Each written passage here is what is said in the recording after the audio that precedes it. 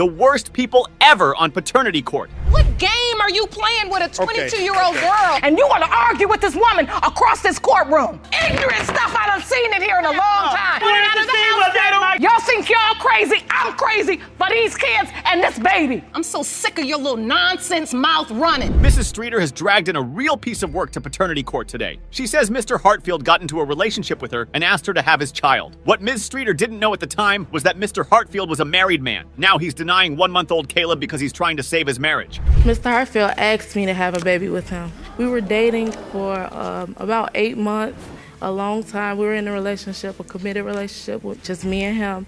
And throughout the whole relationship, he wanted to have a baby. He said he didn't get to raise any of his. Lies, Mr. Hartfield? Okay then, tell us your side of the story. It's possible that she's thinking about someone else because she and I did meet, that is a fact. And we did talk, and I found her to be very attractive at the time. And I even, did things to convince her that, okay, maybe I will be a guy that she could take a chance with as far as going out on dates. Furthermore, he says that Mrs. Streeter informed his wife about their affair because he didn't pay her rent. But Mrs. Streeter says that's a lie. Instead, she says she only discovered that he was married when she searched up the name of a relative he gave her on Facebook. That's when she found Mrs. Hartfield's page. When she confronted him about it, he said that she was his former wife and she was a professional, so she didn't want people to know that they were broken up. He's trying to make it seem like we was never in a relationship and that this never happened. But he just texted me just recently trying to get back with me, trying to tell me he want to be with me.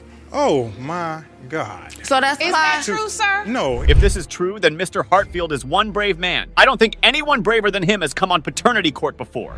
This is a text that says, no, and then I'm horny, and then come over. Oh, my God. And the next line says, I'm serious, I am horny as hell. That is true. I did send those messages. Mr. Hartfield defends himself by saying that the texts are just part of a fun game that he and Ms. Streeter love to play. In fact, he says that she coerced him into playing the game with her, and if he doesn't, she goes ballistic. But seriously, Mr. Hartfield is a 46-year-old married man. What game could he be playing with a 22-year-old woman? She said she was going to report that I stole her car. So I'm in a situation where I either get locked up or lose my wife for definite if I don't play her little childish game. Ms. Streeter says that Mr. Hartfield was excited when she told him that she was expecting a child. Mr. Hartfield says that's a lie, and Ms. Streeter only wants to pin the pregnancy on him because she thought he was a rich older guy that could sponsor her. I was with him because I love him. Baby daddy hangs Genuinely, up on you. I was supposed to be ask for money. He kept asking me about marriage. He made me realize stuff that I never even knew I thought about, like the future and being with him. He Man, all the sounds time really told good. me This he call wanted for a to stamp. marry me. This call for a stamp. Now he's trying to stop. Through all this, Mr. Hatfield's wife, Mrs. Hartfield, is in court looking on as her husband testifies about whether or not he owns this child that is supposedly the fruit of an affair. How did you even find out about this entire affair? The text message that I received from her, You get a text message. a random text message that says, I'm in a relationship with your husband and have been for 8 months, and I'm pregnant. And that's it. She says she asked Mr. Hartfield about it, and he blew her off saying Ms. Streeter was just some confused young girl. And then she calls Mrs. Streeter and tells her best of luck. That's because Mr. Hartfield... You too anxious about me signing this birth certificate. You know what, miss? Take my name off talking to the witness. Like, I don't want to be on the birth certificate. So first he signed the birth certificate. Do you have any proof of that? Yes, I do. I have the original one when he first signed the birth certificate. So his name is placed on the certificate of birth. So doesn't even take care of the children he has with Mrs. Hartfield. Mr. Hartfield says that he refused to sign the birth certificate because Mrs. Streeter was sleeping with another man. But Ms. Streeter says that's a fat lie. To make matters even more interesting, Mr. Hartfield decides to play up his relationship with his wife. That is absolutely crazy nuts what she's saying. What is if I don't Which want to part? be with her, will you look at this queen right here? If I, You wouldn't have cheated hold on her on, if it was that no, you said because I don't want to be with you. I have a picture I'm on just where saying, he Your Honor, signed with I my do baby. have options. Even my wife, I love her. God knows I do. Within 30 seconds, Mr. Hartfield proclaims his love for his wife and also tells the judge to tell her to sit down because he doesn't need his support. And that's because his wife isn't on his side and is revealing more of his lies and devious behavior. He had more girlfriends telling when he that. was talking to me. When I first met him, he had a lot of women he talked to. Of course. A lot. Of course. It was a... Of course. So not only Let was the it me, truth it come was out. other people. let the truth come out. Mr. Hartfield is a real piece of work. He wasn't just cheating on his wife, who he just called amazing, with one woman. He was cheating on her with multiple women, because that's just what he does. Through all this, Mr. Hartfield continues to ask his wife to sit down and mind her business. The judge doesn't like this at all. I'll let you pipe down just a little bit because your tone Yes, ma'am. while you talking to your wife Yes, ma'am. is making me edgy. I understand. I understand. It's making me edgy too. Please sit down. I called her up to testify. I understand. So she'll be standing until I ask her to be seated. It appears that Mr. Hartfield told so many lies that he cannot even keep up. Right there in court, he tells Mrs. Hartfield that he wants a divorce from her if he can get one, and she agrees right there. This gets the judge even more angry. If I pulled up the profile of cheater, con man, clown, and coward, Results. your face would be next to it. Now you sitting up here with your wife standing next to you. It's clear to everyone in the courtroom that Mr. Hartfield is really a horrible human being, and it's time to validate that through the DNA test. Mr. Hartfield, you are the father. Okay. Do you understand now that I want you to see clearly? This case has the worst specimens of humanity you will ever see. On one side, we have one grandma acting like a child, and on the other hand, we have another grandma acting like a witch and a child. Ms. Sissom and her teenage daughter Destiny are in court to prove that Anthony Taylor, another teenager, is the father of 8-month-old Osiris. Ms. Brenda Riley, Anthony's mother, says that there's no way Osiris is her son's child. Certain, Your Honor, that Anthony is the father of Osiris. And you are emotional already. Yep.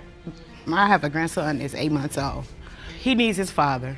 I lost my dad when I was 2, so I know what it's like not to have a father. You may wonder if Ms. Sissom knew that her daughter Destiny was having intimate relations with another teenager. She says she doesn't know, and her child only told her that she was at her friend's house. The friend in question is Anthony's sister. Mrs. Riley, on the other hand, says that Destiny would often come over to her house lying about seeing her 14-year-old daughter. Instead, she would just sneak upstairs and spend time with Anthony. She was sneaking over there, hollering about she was coming over there to see my daughter. That's a lie, Your Honor. My son was going to school. How you going to tell me what's a lie? Because, Your Honor, they was having sex in her house. You didn't even care And when she, your daughter what was type of there. parent is she? If You she gonna didn't care tell when your daughter was them, she there. told You them. Look at how two adults are screaming over one another because two teenagers pulled the wool over their eyes. Destiny said she was going to visit her friend who was Anthony's sister, and she told Anthony's mom she was coming to visit her daughter. By deceiving both women, she was able to sneak in with Anthony and spend as much time as she wanted with him. And of course, that resulted in a pregnancy. But this case isn't about the drama between these women, despite them wanting to make it about them. It's really about Osiris and knowing who his father is. I see her walking with another guy. My son at school, this is before Destiny said anything about you was pregnant. Next thing you know, I find out my son come telling me that she told him that she pregnant. How is that? You just came around 2 weeks ago? Mrs. Riley seems to be saying that Destiny was never having sex with her son. This is despite it being clear that both teenagers were involved at some point. Ms. Sissom believes her daughter was a virgin before she met Anthony and thinks that it's impossible for Anthony not to be the father of her child. Therefore, yes, it's Anthony's baby, and it's not. that's what we're here for, to get this DNA. It's not my grandbaby. Okay, don't claim him. You ain't claimed him in 8 months. Don't claim him now. Y'all ain't did nothing for him. I've been taking care of this baby. They don't do nothing for him. That's no lie. They don't do nothing for him. The judge can hardly get one word in. Both women seem to be in court primarily just to insult one another. It's like they are more interested in the beef they have with each other than the little 8-month-old child that's at the center of this entire fiasco. Imagine having grandmothers like that. Now let's hear from Destiny. Destiny, where were you and Anthony having sex? In her house? Yes. While Miss Riley was home? Yes, Your Honor. She knew I was there because I get off work, Anthony would be like, my mom says you can come over, and I say, okay. Apparently, Mrs. Riley seems to be even more careless than Ms. Sissom. Destiny was sleeping in Anthony's bed, and his mother knew, and she did nothing about it. Did she know you was having sex in her house? You know what Destiny told me, Your Honor? She said, yeah, because she told them, I hope y'all using condoms. She said, Destiny said she gave Anthony condoms. Yes. What type of parent is that? What? That is insane. Why would Mrs. Riley do that? Importantly, why would she do that and then come to paternity court to pretend like she doesn't know that her son and Destiny were in an intimate relationship? Destiny says that Mrs. Riley was the second person to find out she was pregnant, and immediately she said that she couldn't accept the baby because she didn't know if it was her son's or not. At first, Anthony didn't want the baby either. We should just wait to have a baby because I'm not stable. Like, you got a job, but I don't, and I don't want you to be the only one taking care of him. So we go upstairs. We talk more about it, and he said, you know what? I don't feel safe in the street. It appears that Anthony has a lot of personal problems in his life and thinks that the best way to solve them is by going all the way and leaving a child behind. The fact that Mrs. Riley's child has such a problem in his life doesn't reflect too kindly on her and her parenting abilities. During the pregnancy, you the was doctor. Anthony with you? Yes. He came to appointments with you? Yes. And when the baby was born, was he at the hospital? He was there. Yes, we was was all there. there. He cut the beard. He cut the cord and everything. I don't know about you, but if someone I didn't like had a grandchild, I simply wouldn't go to the hospital. But Mrs. Riley is really a piece of work. She thinks the granddaughter isn't hers, hates Ms. Sissom, but still showed up at the hospital, and now has the gall to deny it too. To the hospital. Don't say you didn't. Wait a minute. Because they escorted you out. Me and Destiny had her escorted out of the hospital my grandson. by security. Being born. We and sure then she did. came One out. at a time, I wanted one to at a see what time, that's lady. my- What's Mrs. Riley talking about? If she believes Osiris does not belong to her son, why did she show up at the hospital? She says she showed up just to stop Anthony from signing the birth certificate and taking legal responsibility for a child that isn't his. And through all of this, both grandmas are still bickering. Now, Anthony has his chance to speak about the pregnancy and whether he believes Osiris is his or not. And tell me why. Because I picked Destiny and I took her virginity, and I felt like I was getting into a lot of trouble and things that was happening, and I felt like I needed another. This is so sad. Mrs. Riley has a child suffering like this, and all she can focus on is how bad Destiny's mother is and how loose Destiny is. This is a story of a dysfunctional family with a dysfunctional woman just perpetuating itself. Anyway, it's time for the truth to be revealed. Is Anthony Osiris's dad? Mr. Taylor, you are his father.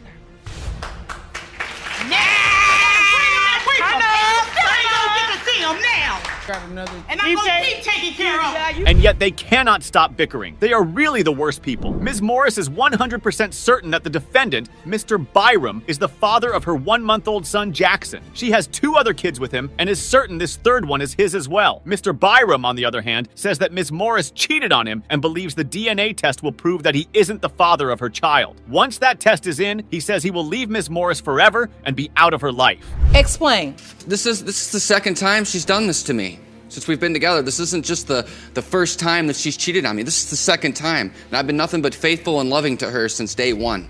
Second time, it happened once. Ms. Morris, did you cheat on him? Yes, Your Honor. Mr. Byram found out Ms. Morris cheated on him with his friend when he went over to her grandma's house to pick her up after a fight. Mr. Byram saw his friend on the couch through the window, and when he entered the house, he discovered that he was hiding from him in the attic of Ms. Morris's grandma's house. Ms. Morris hadn't just cheated on her husband with his friend, she'd also hidden him at her grandma's house. He took off out of the house, and basically I just went home and got my stuff together and left for a couple months. Good choice, Mr. Byram. Ms. Morris replies to this accusation by saying that her marriage was having troubles even before that. Apparently, she was always getting accused of cheating by Mr. Byram. But as events have shown, he was probably correct to accuse her of cheating, since she was capable of cheating on him with a close friend. Is there a worse thing a wife can do to her husband? Technically, we split up for a month, and he was living down the street at his friend's, and he was dating a different girl, and I was staying in the house with the guy, the other potential father. So we split up for... The only reason I left is because you cheated on me. Period. The end. Oh well, it gets even messier. Mrs. Morris said she conceived Jackson in late September. But here's the problem. She slept with Mr. Byram's friend on September 25th and slept with Mr. Byram on September 27th. So any of them could be Jackson's father. It wasn't just that one time she's saying. She was sleeping with him every day. I would go over there and get mine in the morning, and she would have him at night. We split up for a month. And he was constantly blowing my phone up every day because we completely split up. He moved. Ms. Morris is one nasty human being. She says that she only dated this other guy for the month she'd split up, while Mr. Byram says the affair lasted for about 4 months. But if it lasted for that long, why did Mr. Byram get back with Ms. Morris? I want to be there for my kids. I'm trying to make stuff work with her. That's it. My dad dipped out on me, and I'm not dipping out on my kids. Did you tell the other guy, Miss Morris, that he could be the father as well? Yes, Your Honor. Ms. Morris says the other potential father is presently incarcerated, or else he would be in paternity court right now. That means Mr. Byram has been the sole provider for the baby all this while. However, Mr. Byram says he keeps his distance from Jackson because he doesn't want to form an emotional connection with another man's child. But why Mr. Byram's friend? Why did Ms. Morris choose him? He was always there because he was my friend. He was always over a lot, I'll admit that, but it's just, he's always treated me like crap. But he always belittles me. It's been going on for 4 years now, and it's just Do you have feelings for this other guy? No, I don't. Despite all this, Ms. Morris says she wants a second chance. She believes that she can make her marriage work, and that isn't the end of the road. You want to work on this? Yes. She says she wants to try to be a family, and she wants to do the work. You can't be a family when you're seeing other men. Well, I don't see no other men. It's been a long session. Now let's find out who the real father of this child is. Mr. Byron, you are the father. Yes. Happy about that. That really helped me out a lot. Ms. Nesbitt is suing to prove that Mr. Henderson is the father of her 7-month-old child, Diane. Ms. Nesbitt here is talking a big game and says when the results prove her right, she expects Mr. Henderson to step up and be a father to his kid. Mr. Henderson, on the other hand, says his case is simple. He believes that Ms. Nesbitt cheated on him with a neighbor during the period of conception, and he is Zion's biological father. Let's start with some complaints Ms. Nesbitt has about Mr. Henderson. Well, he buy her diapers, that's about it. He doesn't do anything for my child, but buy her diapers. He does more for my 2-year-old son that he knows that's not his, than his own daughter. Ms. Nesbitt has another son that she had before she met Mr. Henderson. Apparently, Mr. Henderson treats that son better than he treats the child Ms. Nesbitt says has for him. That's pretty upside-down logic, isn't it? Why take care of a kid that definitely is yours and abandon a kid that might be yours? I shouldn't have to take care of another man's baby. But you are taking care of another man's baby, right? Yes, but at this time, I came into this baby's life and already knew he wasn't mine, but I had a possibility that she could have been mine, but she's not, so I felt kind of hurt. So there's a level of resentment there. Yes, ma'am. Yes, Your Honor. So it's clear Mr. Henderson is behaving this way because he's resentful about Ms. Nesbitt having an affair in their marriage. It gets even more complicated why Mr. Henderson testifies that he was there for Ms. Nesbitt throughout the time she was pregnant with Zion. He even signed the birth certificate without Ms. Nesbitt's permission. So wait, you had asked him previously not to sign it because you had doubts yourself? Yes, Your Honor. So, Mr. Henderson, you did sign the birth certificate? Yes, Your Honor. Do you remember having the conversation with Ms. Nesbitt that said, don't sign it just yet because it may not be yours? Well, it's all open and closed then. Mr. Henderson at some point wanted Zion to be his, but his mind changed sometime in the last 7 months because he took off and now doesn't take care of Zion in any way. According to Ms. Nesbitt, the only reason Mr. Henderson signed the birth certificate was so that he could eventually get custody of the baby. But if he signed the certificate, why isn't he now taking care of the child? She talking about the baby's not mine, Your Honor. I can't be no man that's taking care of another man's baby. Okay, now I want to understand that. Your doubt. Because what it sounds like to me is you were at the hospital and you were really trying to convince yourself that this was your child. Yes, Your Honor. Mr. Henderson says the only reason why he stopped taking care of Zion is because Ms. Nesbitt told him that the baby isn't his and belongs to Mr. Brown, his neighbor. That's interesting because she's in court today to prove that the child is in fact for Mr. Henderson. Well, let me tell you how it all began. He had sex with his cousin, and I felt very vulnerable about it, and you know. Yes, I did, but that was before her. She already knew about that. Hold on to your hats, guys. It gets even worse. It gets way worse than you can imagine. She said that she had sex with my little black car and they had a baby. And I felt very astounded about it. So, I felt. She told you before that when you were sitting in the car with your friend. When y'all left from the Riverwalk. No, that's not true, and you got her pregnant. Yes, it is. It's true, Your Honor. But that doesn't answer the question. Why does Ms. Nesbitt think this child doesn't belong to Mr. Henderson? Well, I doubt it because we was having unprotected sex for a year straight, and all of a sudden I had sex one time with Mr. Brown, and I ended up getting pregnant 2 weeks later. Basically, she's saying that she doubted that Mr. Henderson was the father because she'd been intimate with him for a year straight and nothing had happened. Meanwhile, she was intimate with Mr. Brown once, and she was pregnant a while later. Here's Mr. Brown to tell his side of the story. You did have a sexual encounter with her. Yeah, one time. It was just like birthday sex. That was about it. It wasn't more that she used to always hit me up and text me and all that stuff. I used to text her different names like it was this just Tracy. one time. Now that's nasty work. Can you imagine being in Mr. Henderson's shoes right now? Can you imagine listening to your partner talk about how she cheated on you on television? Only had sex the one time? Just that one night on her birthday when her and him the protection broke. I don't remember protection broke. I was buzzing a little bit, but I don't remember no protection broke. You know what I'm saying? Reminds you, I just came to the comforter that one night because them two had got into it, so I had went down there comforter one night, gave her a little massage. Now that's even more nasty. Ms. Nesbitt is really a piece of work for doing that to her husband. When Ms. Nesbitt got pregnant, she informed both men about it and told them they were potential fathers. Mr. Brown is certain that the baby isn't his. He's so sure that he presents pictures of himself as a baby and asks if he even looks like baby Zion. But that's not evidence of anything. Look anything like you, in your opinion? Nothing like me. One day she had told me she didn't want to take no. First she used to always ask me, like, do you mind taking a test? I'm like, yeah. And then one day she called, text me like, you don't need to take no test because I know it's his baby. No, you. I guess she didn't want to hurt Your his Honor, feelings he's or the something. one that called me. So wait. Now the judge has had enough of this. Let's find out the truth. Who's baby Zian's father? Mr. Brown or Mr. Henderson? Mr. Brown, you are not her father. Oh! Hey, Okay, sit down, Mr. Brown. Mr. Henderson, you are her father. Told you was her father from the beginning. Yes, I mean, I love to be her father, but... The worst people on paternity court. She had 2 other girls from her husband. She would leave us all, leave me alone to babysit them. So either she could go to the casino, so she could gamble anywhere, That's not true. That is true. Did you sleep with anyone else? Were you intimate with anyone else? Yes, I was. Did you use protection? No. Why didn't you bring it up a long time ago? See, I didn't... Because he didn't know you cheated, right? Right. Had you ever told Mr. McCrory about this? No, I didn't. He didn't know you slept with someone else when you were broken up. Am I correct? Yeah, sure. Let's roll out this tale of 6-month-old Majestic. Miss Cole was 100% sure that our dear plaintiff fathered her daughter, but he's denying it. Want to know why? Just hear him out. So, Mr. Webb, how can you be so certain you are not this child's biological father? I never had sex with her, Your Honor. Well, that would rule you out. You've never had sex with her? No. Yeah, he did. She's a liar. She's crazy. You've never had sex with her? She's absolutely crazy. Now, isn't that a rarity case? The plaintiff claims to have never seen her moonlight. Hold on. If you haven't done anything, mister, why come here? On the downside, it seems like Ms. Cole might be crazy or the worst person to ever come to paternity court. He stayed with me for 2 months. He slept in my bed with me for one night, and we had sex. April 11th. That's when you believe you conceived your daughter? Yeah. This is strange. We never had sex or anything. We were just friends. We would chill out. That was it. You were never intimate with her in any way? I never stayed in her bedroom. This entire situation is just too confusing for all of us, ain't it? Mr. Webb was out front trying to score a home run, and he wasn't backing down from the testimony, even after Miss Cole was persistent on the story.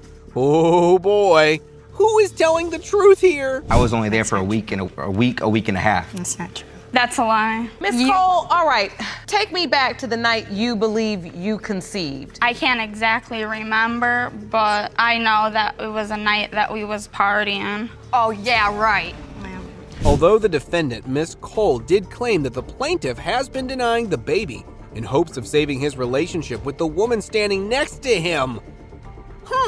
Well, seems to give off a little logic, but before you assume anything, the plaintiff revealed another detail. Your Honor, the worst that we've ever done is take a picture, and she was already in the bathroom. She had called me in there. When I walked in the bathroom, she said cheese and took a picture before I could even say anything. I didn't even want to take that picture. That's how crazy she is. She posted it on Facebook, and when I told her to take it down, she refused to because she's crazy. Now, doesn't that sound like one big tactic on the defendant's end trying to pin the baby onto me, Webb? Now, the defendant seems a little crazy to me, right? But when all that wasn't enough, the defendant's mama came for the rescue. You said you and your husband were taking care of Mr. Webb? Yes, and my grandkids and anybody else that needed. You're a liar. You are a liar. You are a liar. Everything that you're saying. She was on the phone with me 5-6 times a day. Why was Mr. Webb living with you? He's a punk bum. Come on, give me a break. How can someone be this delusional?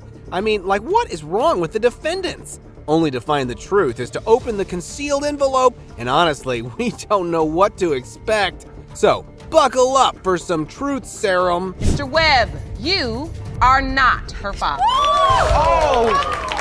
Yeah, you're crazy. You need to go to a mental hospital. Ms. Webb. There, get her there, get her there. Mr. Webb, Ms. Reams, stop. But I want a lie detector. Listen, we don't clown in this courtroom. Oh boy! Isn't that just tragic to witness? The baby mama was so sure through the testimony. Where is your attitude gone now, Miss Cole? You better start hunting for the man. And oh, Mr. Webb, you better control your emotions because we have a baby at stake here. We have counseling and resources available to you to help you because I'm a little concerned. We are. Stop laughing. Stop laughing. I apologize, Your Honor. It really isn't funny. Whatever the partying and all this stuff is, you took part in it, and it landed you right here. This is not funny.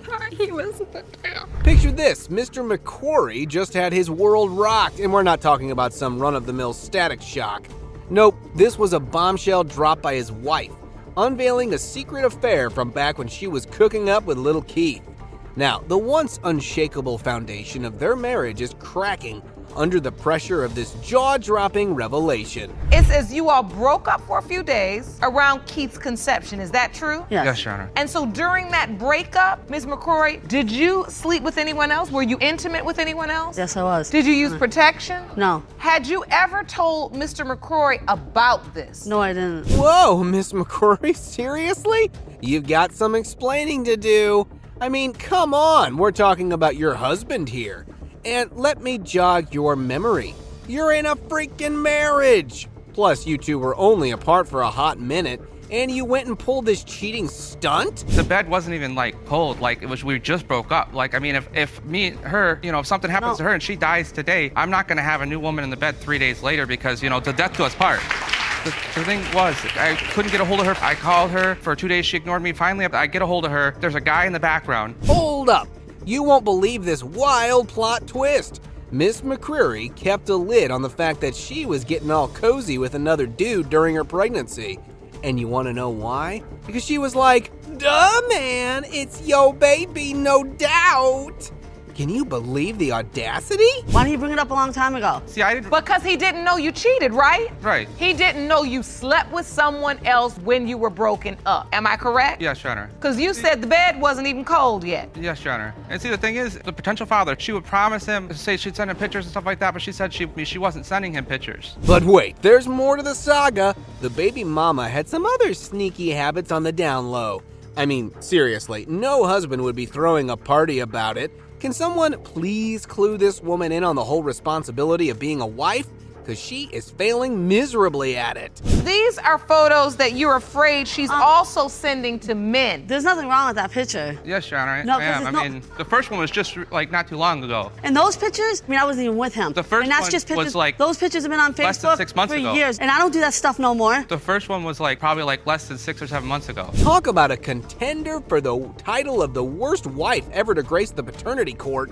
Seriously, lady, where are you even going with all this drama? It's like you're on a mission to grab the attention of every dude in town while playing Russian roulette with the fate of your marriage. Even though as a husband you may not want your wife posting these kind of photos, I don't think the photos alone are evidence that Keith Jr. may not be your biological child, but I do believe the fact that she admittedly slept with someone without protection, this guy, during the time you all were on this break, is reason to doubt. Yes, Your Honor. Yo, check if the plaintiff's got his mind made up. He's throwing down the ultimatum. If the results come back negative, he's out of the marriage. Sad as it may sound, who wants to stick around with a toxic vibe like hers, right? It's a no-brainer. How long have you guys been married? We've been married for 3 years, been together for 4. And so you all are raising these 2 children together. You have this beautiful son, you love him dearly, but now you have questions regarding his paternity. Yes, Your Honor. And so now the marriage is on the rocks. You have absolutely no trust now. Oh, for real, can this whole situation get any dumber? No matter what Mr. McCreary was up to during your marriage break, Miss McCreary, he ain't the one who can pop out a kid. Responsibility check, anyone? Anyways, here's a shot at patching up the shattered bond. Let's see how the results roll. Mr. McCrory, you are the father. Yeah, I told you so. Congratulations. Thank you, Your Honor. I'm happy for you. So, Miss Ching Long rolls into the court on a mission to unravel the mystery of her paternity. She kicks off the session by throwing shade at her mom, claiming she was hopping in and out of beds with dudes like it was a sport, and she couldn't even keep track. My mother is absolutely to blame. I was born to the most irresponsible, selfish, immature person in the world. She already had a 3-year-old when I was born in the same situation, not knowing who her father was as well. So my mother should have known better, not to be sleeping with multiple people at the same time. Oh man, there's this whole resentment saga brewing in Miss Chilong's heart, and it looks like Mama didn't bother dealing with it in time. Now, Miss Berube in front of Judge Lake, and she's got some serious splaining to do. He got in a relationship with a Maybe really one bad person. time. I got married to a very controlling man. My ex-husband moved me 1,700 miles to Yeah, but Arkansas. it was, they fought all the time, and it was always I moved her back fault. over why there they to were California fighting. so she could have a relationship with James. She He depended had on already her passed ex-husband. away. My birth certificate doesn't have his name on it. It has somebody else's name. The daughter wasn't cutting Mama any slack. One outburst after another. It was like a front row seat to the drama that the poor plaintiff had been dealing with her entire life. The poor thing had been shelling out cash to play mom to her other siblings because Mama was too busy turning up and partying. She had 2 other girls from her husband. She would leave us all, leave me alone to babysit them. So either she could go to the casino, so she could gamble anywhere, That's not true. That is true. That's She not knows true. it's true. This is not true because I've always been a loving mother to her. I've always been the She best was friend. never, I've always I told don't her even the call truth. her mother. I call I've her never woman, loved her. and she knows that. Now that was just so brutal, I swear. Miss Qinglong also reveals more of her mother's secrets and how her other daughters treat her. But just have a look at the face of the defendant. She wasn't even flinching an eye. Her other daughters don't even speak to her anymore. Yes, they do. My oldest sister, was raised on and off over with here her. lying. You can talk to anybody about all this. It's all true. No, this isn't I told you my true. mother's delusional. She'll never own up to anything, and that's why we're in this Own up, predicament. I'm the one. She won't own up to anything. What are you talking about, own up? Hold on to your hats, because if you thought that was too much, buckle up, my friend, because there's more drama coming your way. After those family revelations, the late potential father's crew stepped into the court to spill the tea. When James got home from work, he said, Valerie's having the baby, but we can't go. We don't know where she's at. And I said, well, she told me we couldn't go. So I didn't see the baby until she was about 2 months old. Valerie, it is true, and you know it. I never called him. Then how did we know you I didn't even have their number. He moved around everywhere with Sherry. The mother was on this streak of not owning up to anything. She was sticking to her claims like glue. Now you might be thinking, is this a gang up on Miss Berube, or are they all just spitting straight facts? Well, guess what? We're gonna find out as this session keeps rolling. It's about to get real, folks. She told me we weren't allowed to be at the hospital. She wouldn't tell No, us. because I didn't talk to nobody. She didn't want us here because You can her ask ex my was parents. there. They're not here as witnesses. Her boyfriend My parents was were at there the hospital. This is not true. Was your ex at the hospital? No, he wasn't. The man that He's she on put the the birth name on the certificate, birth though. That's funny. certificate, the guy she lived with when she got pregnant, was at the hospital. Oh boy, talk about a head scratcher. That mother's behavior is just off the charts, irresponsible. Can you even imagine the mental pain and torture poor Miss Qinglong must have endured as a kid? Well, how about we put an end to this mother-daughter feud and finally bring her distress to a close? It's about time, isn't it? Mrs. Qinglong, James Audis was your father. I have a bear for you. Give me that you gave me. So, we got Mrs. Eastridge on the stand trying to save her marriage, claiming her son Wesley's paternity is causing World War III in her household. Talk about throwing in some verbal missiles.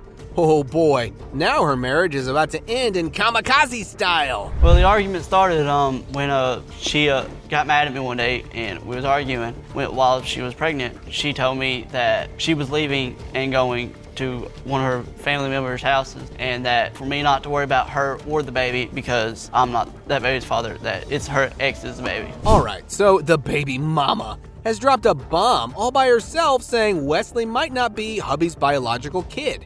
Here's advice, Miss Eastridge, you can't unring once you rang that bell, and trust me, this follows like an echo.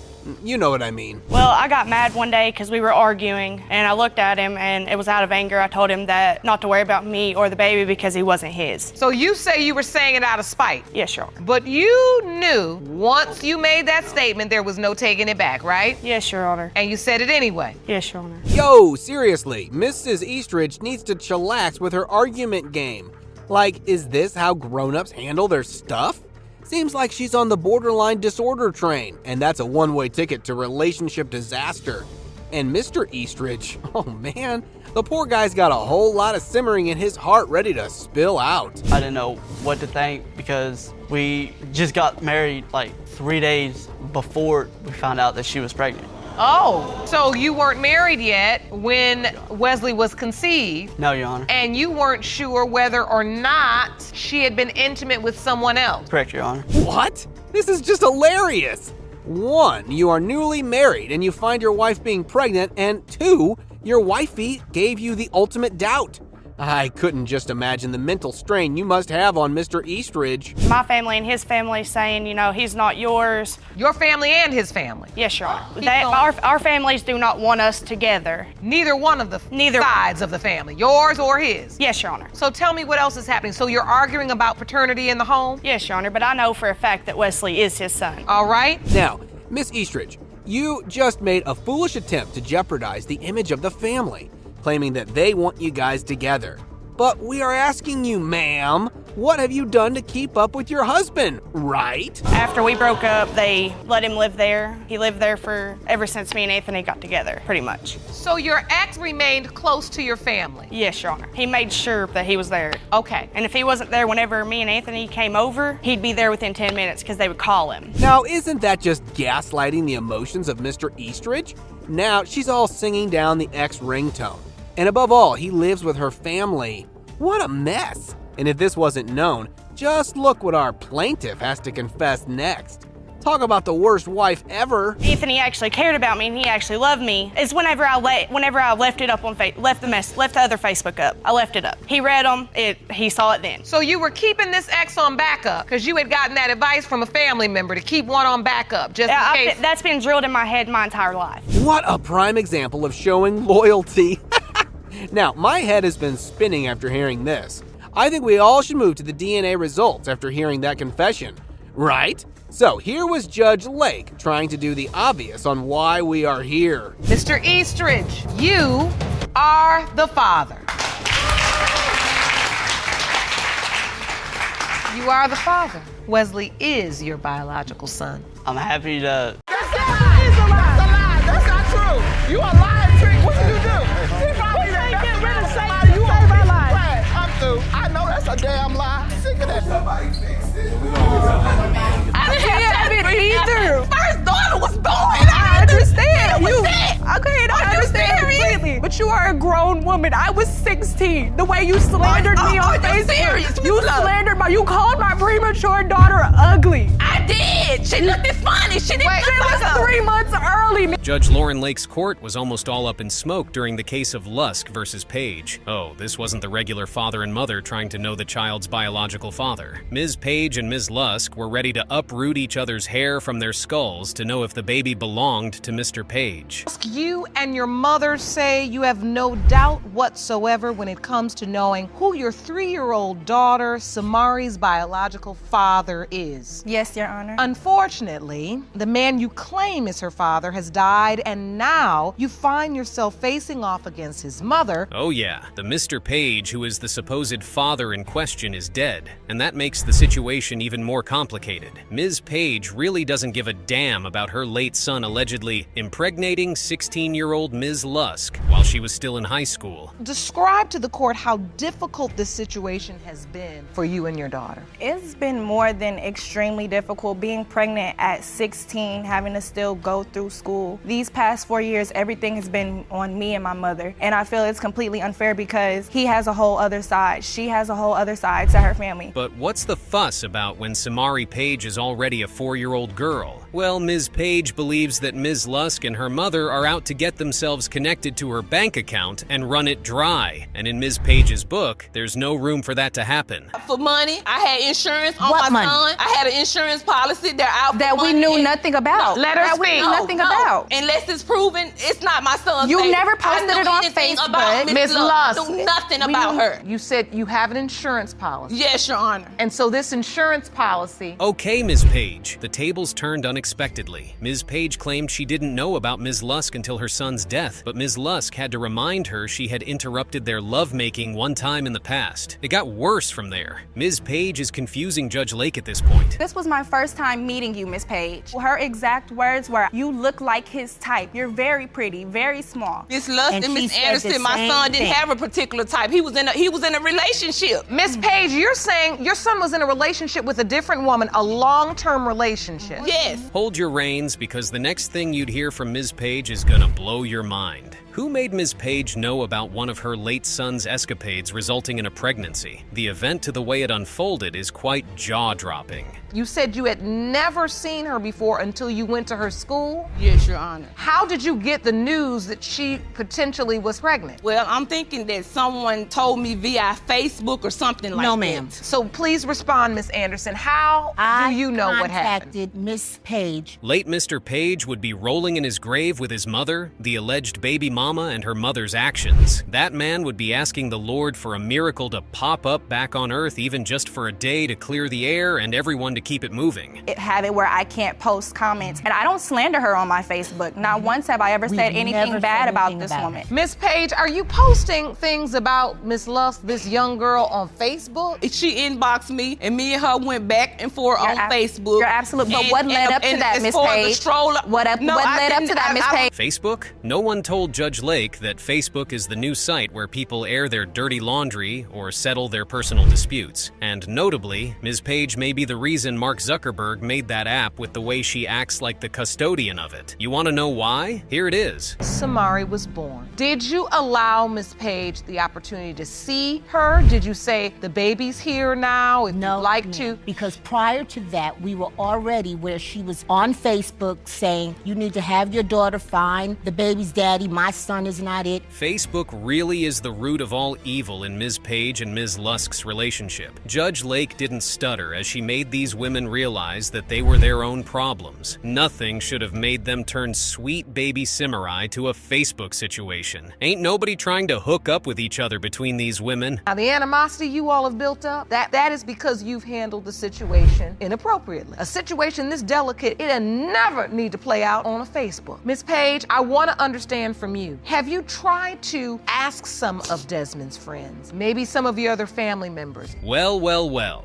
Time is money, and everyone needs to go on about their business, so it's better to get it over with real quick. Ms. Page and Ms. Lusk are about to put each other 6 feet underground where Mr. Page is, so that result needs to be read out loud for them to hear. In the case of Lusk versus Page, when it comes to 3-year-old Samari Page, it has been determined by this court. The probability of relatedness between Ms. Page and Samari Page is 99.96%.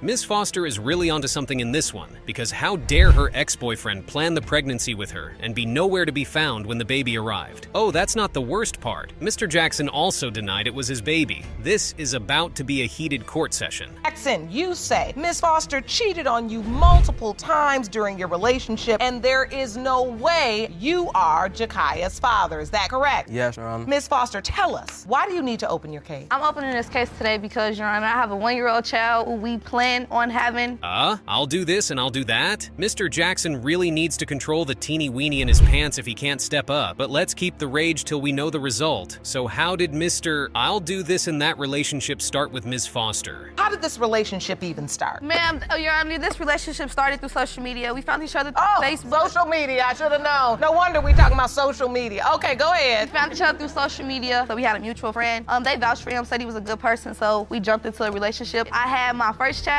and he did come bring us to his mother's house. Hello, Ms. Foster, do you even hear yourself? It's obvious Mr. Jackson probably had an inheritance to collect from his mother, and that was only going to happen if he had a baby. That man smiling right there doesn't look like he needs any baby to cater for in his life. But it seems Mr. Jackson knows something we don't know. Let's see. Of us staying together, he told me I was going to be his baby's mother, because I'm the best mother in the world. That's why he said it. Actually. Facts. No. Facts, Your Honor. No. I am the best mother in the world. Having, he can't you say know anything having he sex hasn't even on it stepped and all. up to be even a but stepdad. the man that she had dropping her off at my house. Don't even get riled up just yet. You'll soon realize Ms. Foster and Mr. Jackson are a match made from heaven. These two are the perfect combination for each other. It's just the innocent little girl that is caught in between this messy situation that's the problem. You want to know why they are the perfect couple? You should see this. So wait, you're So why in you this ain't calling me during relationship. the prank? No, wait a minute. You're in a relationship living at his mother's house. With him, yes. He thinks you all are boyfriend and girlfriend. No, Your Honor, he doesn't think. He had a whole nother girlfriend out of town. He wanted to play house here and there and have us in a polygamous relationship, which he don't got it like. Polygamous relationship? Girl, just say you were both cheating and you don't know who the baby daddy is. At this point, it's safe to not point fingers at Mr. Jackson because Ms. Foster is as messy as hell. Juggling different men and not knowing who the baby daddy is? Nah, that's terrible. Foster, I want you to take me to the day you found out you were pregnant. I fell to the floor. I did 3 rolls around the floor in the doctor's office because I wasn't having no kids if I'm finna be a single mother to 2 children by myself. I'm 20. It's not happening. So at that point, I told Marquise because Marquise was there. It's either Ms. Foster is on crack or Mr. Jackson closed his eyes while trying to have a girlfriend. What did Ms. Foster mean by saying he was out of town? Did the telecommunications companies stop working during that time? Like, that's not wild enough. You could have swore that Ms. Foster and Mr. Jackson were putting on a show. You know you sleeping with 2 guys. Why are you just bringing Mr. Jackson to court? I went to the doctor's office. They gave me the conception calendar. I got pregnant February 21st. That's the same day you left. So that week and that week before,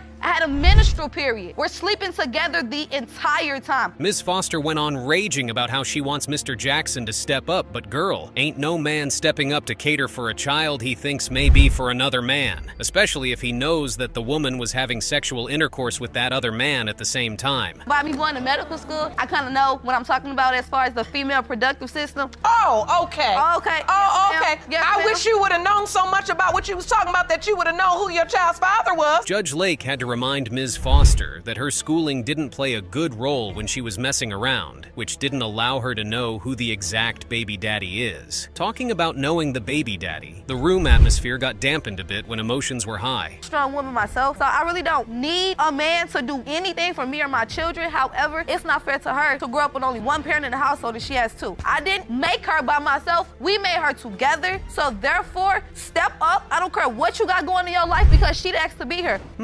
We get where you're coming from, Ms. Foster, but trying to avoid a repetition of that sad cycle was not supposed to involve sleeping with 2 men at the same time. That was a sad story, but Mr. Jackson can't wait to hear the 5 or 4 words and seal his fate. Here it comes. The case of Foster versus Jackson. When it comes to Jakaya, it has been determined by this court. Mr. Jackson, you are not the father. In this case, Mr. Kidd is calling Ms. Rawlings a manipulative user. Why would he say something like that to someone they had already shared a good time together? Where did things go wrong? That's some really big words to just throw around for the sake of it. You say Ms. Rawlings is a manipulative user who convinced you that you were the father of her son, Nathaniel, then changed her mind when someone better came along. You and your mother say Ms. Rawlings' mind games have wreaked emotional havoc on your family, and you are 100% positive. Ms. Rawlings thinks Mr. Kidd and his mother are not in the best position to be fighting for baby Nathaniel's paternity since he knows he's not up to the task. Hello, Ms. Rawlings. What does that even mean? Mr. Kidd is fully aware he is not Nathaniel's father, as he himself told you he cannot have children. You say Mr. Rawlings and his mother are 2 desperate people who convinced themselves Mr. Kidd is your son's father and you intend to prove them wrong today. Is that correct? Yes, Your Honor.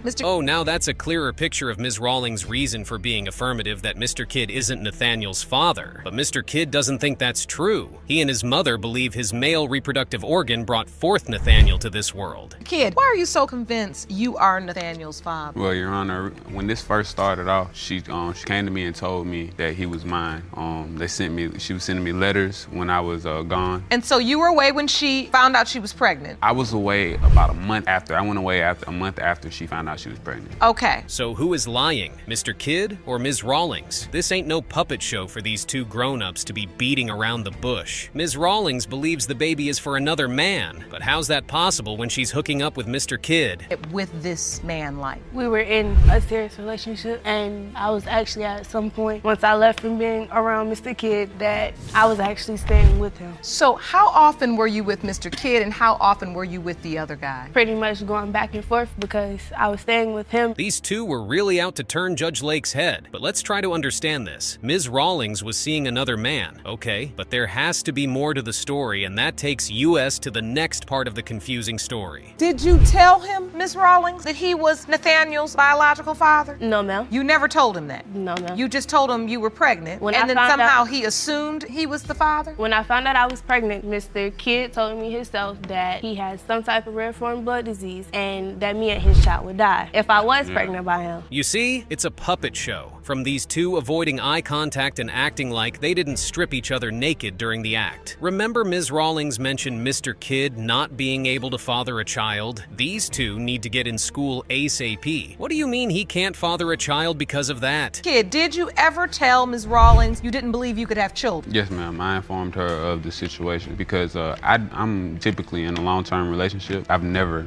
had any kind of hiccups, any thinking that they might be pregnant, any slip-ups. No. You've never gotten anyone pregnant? No. So Mr. Kidd was using his no slip-ups and rhesus factor as an excuse? Even if he has never gotten anyone pregnant before, that doesn't mean he would never be able to in his entire life. And since he believed he couldn't have fathered a child, why does he think he fathered Nathaniel? Of both my babies. And when you look at these pictures, what do you see?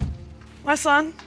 Your son on the left, and that's Nathaniel on the right. And you really believe, as you look at those pictures, that's your grandson. And as we take a look at the second picture, Mr. Kidd is a teen. Sorry to break it to you, Ms. Jenkins. Just because your son and Nathaniel look alike doesn't mean Nathaniel is your grandson. It's a 50-50 thing, till the DNA result comes back positive. Nothing is certain about Nathaniel's paternity yet, and trust Judge Lake to do justice to that part. Ms. Rawlings, did the other guy, the other potential father, did he ever acknowledge that he could be the father or express interest in being in Nathaniel's life? Yes, he did, because he was the one that actually told me to get a test to see if I was pregnant. And me and him were sick together. And he actually reached back out to me because he had some other situations going on. So, knowing who the real father of a child is just about facial resemblance? This has got to be some type of joke. Let's just get to the bottom of this by pulling out that DNA test result and settling it once and for all. Whether Ms. Rawlings will have to accept Ms. Jenkins as Nathaniel's grandmother for life or not is up to the result. Versus Rawlings. When it comes to 10-month-old Nathaniel Rawlings, it has been determined by this court.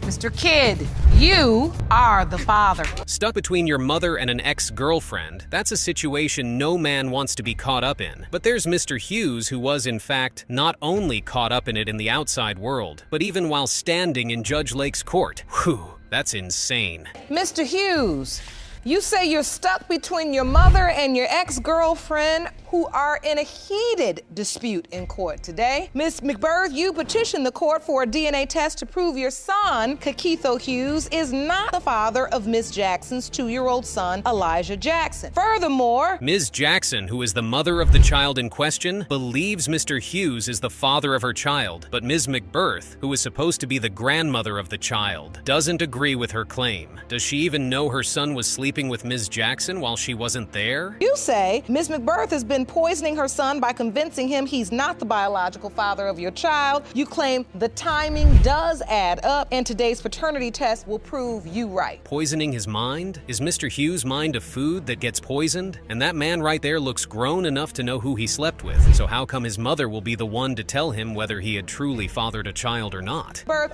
why do you believe your son's not the father? This woman is trouble. She is trouble with a capital T. She, as a matter of fact, I call her the 3 T's. Trash, trouble, and trifling. That's what she is. The little boy looks nothing like my son or any member of my family at all. Can I show it? Can I? Absolutely, ma'am. What did you bring? That child may be white as snow to Ms. McBirth, but can she take a moment to check Ms. Jackson's skin color? There's something called genes, but it's doubtful Ms. McBirth knows a child can take up his or her mother's skin tone instead of their father's own. So who's going to tell her? This DNA right here has been in our life. She's never was a girlfriend. You are a vampire. You are just a fly-by-night. We didn't know anything about you. He's been in a relationship for 10 years. So Mr. Hughes has. 10 years. In 10 years. Babies he's been by in a relationship another for 2 woman. years. And For 10 those years. are my grandchildren. For 10 years. So all she basically was for him was a snack cake on the side of his meal. Exactly, Ms. McBirth. Ms. McBirth didn't sleep with her, so how come she's so certain about the baby not being for her son? That man right there knows he slept with Ms. Jackson, and it doesn't even even seem like he has a problem accepting that baby as his. First, of course, state the obvious, which I'm hoping you know as well, being African American. You know our children come in all colors, shades. Elijah She told me he wasn't white. Thank you for telling Ms. McBirth that, Judge Lake. Elijah can be as white as snow and still belong to Ms. Jackson's African-American son. This ain't watercolors mixing, ma'am. Both a man and a woman's genes makes a child. We've been trying to change the name. A couple weeks ago, even we talked about it. He's two years. My son ain't said His no lie name's like not even that. on the Stop birth lying. certificate. Stop lying. Okay. Whose name is on the birth certificate? Do you know? Nobody's. Exactly, because he went. It can be He was not anybody. there It when can he be- was it can be born. anybody. It's safe to say Mr. Hughes himself is the problem. He's acting all scared like a scaredy cat who cannot stand up for himself. You can bet Ms. Jackson was there wishing he could speak up and stop being all jittery like he's gonna get whooped on the ass by his mama. Brother is sleeping with her and not using protection. Couldn't he possibly be Elijah's father? You know No, what? not in this case. Like the no, old saying goes, no. mama's baby, papa's maybe. Maybe. That's my point. No protection, but Mr. Hughes' family believes he can't father a child that way? Oh well, that's ridiculous. Ms. Jackson and her son may be white as snow, but Mr. Hughes' mother and sister are acting like she forced himself on Mr. Hughes, and that can't be his son. Believe you are Elijah's father. I just gave him the benefit of the doubt because I'm biracial. My father's white, you know. My son, okay? Man. She got men's coming and going in and out of her house. My We father's a don't know. brown-haired, blue-eyed dude, so. How you know? He just gonna blonde say that and blue because, eyes. you know, she gonna freak him after this. Yeah. So now you wait a minute. You're accusing your My brother of not having. Again, Mr. Hughes' mother and sister's anger is ridiculous and baseless, so Ms. McBirth can lay for a white man to have a biracial son that looks really black like her, but the same can't happen with Ms. Jackson. Oh, enough of this crap. The result, please. Theodore Taylor. 2-year-old Elijah Jackson. And whether Mr. Hughes is the father, Mr. Hughes, you are Elijah's. Everyone should buckle up because today's case is going to be crazy. Jeremiah is 6 months old, and Miss Johnson is here to show that Mr. Rice is the real father of her child. She is sure and wants him to be a good dad. But what about Mr. Rice? He doesn't believe it. He not only says he is not the father, but he also says he knows who the real father is. What is the truth? Who is not telling the truth? Let's begin. Ms. Johnson, you have summoned the defendant to court today to prove that he fathered your 6-month-old son, Jeremiah. Yes, Your Honor. You are furious that he never met your baby and plan to prove paternity today. Is that correct? Yes, Your Honor. Mr. Rice, you say you are 100% certain you are not her child's biological father, and you claim to know who is. Yes, Your Honor. Let's be clear. Jeremiah has never met Mr. Rice. Not in the hospital, not after giving birth, not even once. He says he didn't go because he knew the baby wasn't his from the start. Oh, but wait. Miss Johnson says Mr. Rice was happy when she first told him she was pregnant, right up until she dropped a bomb. Tell me what happened. How did this relationship start? Take me back. Okay, back in, I want to say June, the end of June, and I was in my feelings, so I took comfort in Mr. Rice. Now this is where things get messy. Who stepped in when Miss Johnson and her boyfriend broke up?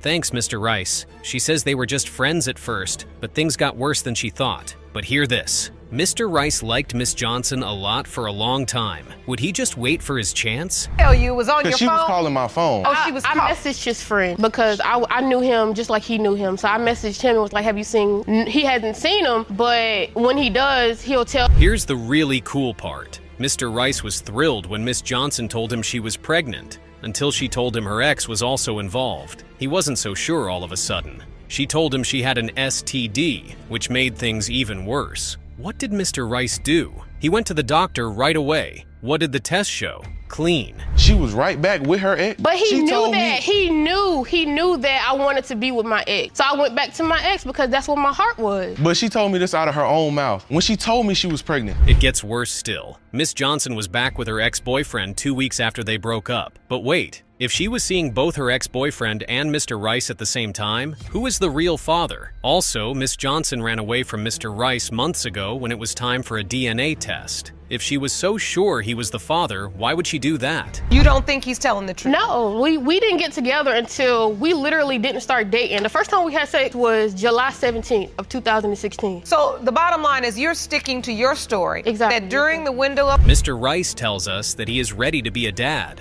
But when he saw the baby, he felt like something wasn't right. The baby doesn't look like him, he says. Now, does that sound like a good reason to doubt him, or is he just trying to get out of something? Let us see what comes next. Miss Johnson called me on the day Jeremiah was born. And she told me I could come up there and I could get my DNA test done, whatever I needed to do. I said, okay, I will come up there when I get off of work. But maybe an hour or so later, And just when you thought things couldn't get any more exciting, another man comes into the picture. It turns out there was someone else the whole time. That means Mr. Rice might be right. The judge finds the other man, and guess what? He is all set to talk. Things just got even stranger in this case. From day one that he should get some kind of credit for, being there and taking care of him. So I didn't feel like that was a problem. We ain't in school. Let's figure it out now. Miss Johnson says that the stars are aligned in her favor. She says the other guy can't be the father because the dates are with Mr. Rice. But does that really show anything? Mr. Rice has his own ideas about that. Williams was doing, but I mean, of course, this child will grow up and wonder, he will definitely wonder, Mama, where in the world did you get Samaj from? But Your Honor, this is what she texts me and tells me on Facebook. About a few weeks ago, she texted. Enough of this. Now is the time for the truth. We've heard both sides. We've seen the trouble. What does the DNA test show, though?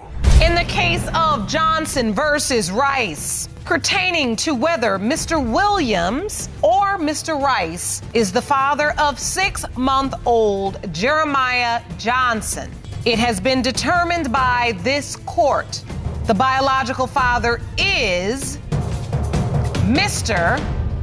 Rice. You are the father.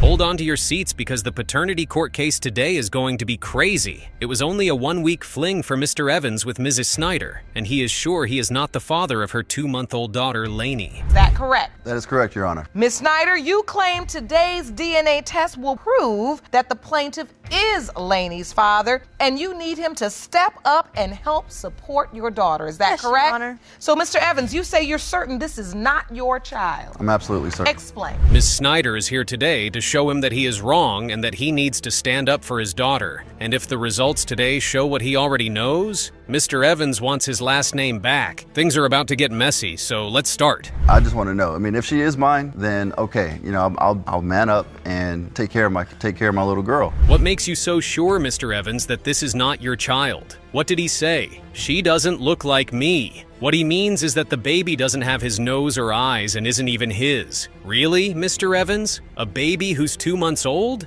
But things get even stranger. And so she walks up to me and I see her and she's, looking at me and I'm just like, okay. And she's like, She is trying not to cry, Mrs. Snyder. She says she loves her daughter and only wants the girl's dad to be in her life. But what about Mr. Evans? He won't give up. He says he was there at first because she was pregnant, but then he found out there might be another guy. My ex at this point, why aren't you out there with him? Because you brought him here. She's like, well, I'm not sleeping out there with him. Let's go back to the day they met. The man named Mr. Evans says that Ms. Snyder came up to him while he was playing drums downtown. I'm excited, so I'm just like, I want to get control of the situation. Okay. And so I'm talking to my ex. I'm like, you've had me long enough. You need to learn how to share. And I told Amanda. Oh, you start getting the lingo together. I suppose. It just kind of came in the moment. Okay. And then what happened? I was like, Amanda, do you know how to share? She goes, yes, I know how to share. And I go, all right, well then, y'all get along, be nice, play fair, let's have a good time. Yeah. And so, we started having sex, and and it felt great. I loved it. I had a great time. But you didn't use protection. No. Which is why you're here. But here's the crazy part. Mr. Evans says she flashed him and danced on him, and everyone loved it. Ms. Snyder? False about everything. Who is telling the truth? Things are getting out of hand with this case. I came back a week later, and before I left, we had met up one last time, and we had sex that night as well.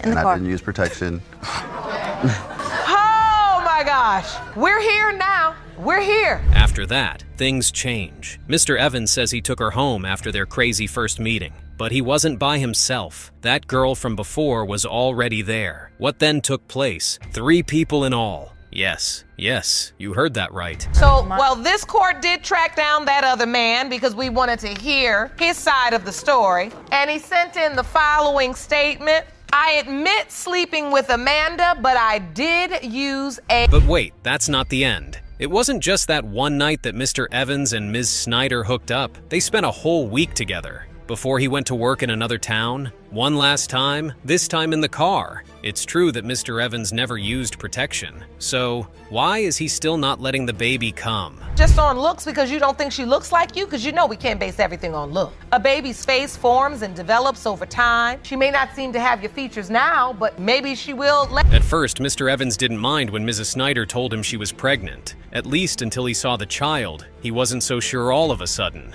The big surprise was when they found out there was another man. It has been determined by this court. Mr. Evans, you are not the father. Miss Beckley is mad that Mr. Allen has been taking time away from their 1-year-old daughter, Italy's life. She is in paternity court today to show that Mr. Allen is the father and make him take responsibility. Is that correct? Yes, Your Honor. Mr. Allen, you say you are more than certain you are not its biological father and claim Miss Beckley's accusation. But Mr. Allen? He doesn't believe it. He says that Miss Beckley's claims hurt his relationship and that she is trying to get a baby from him. Things are going to get messy soon. Hold on tight. She's without a father, you know, and it's terrible that she has to go through that, and I'm raising her on my own. I just feel like you should be. Miss Beckley is upset and angry. Since she got pregnant, Mr. Allen hasn't been around, and she's sick of being by herself all the time. But things get weird when Miss Beckley says that she and Mr. Allen have 2 other kids together and that he is involved in their lives. So why doesn't he care about Italy? We need to know. Period. Your Honor. Yes?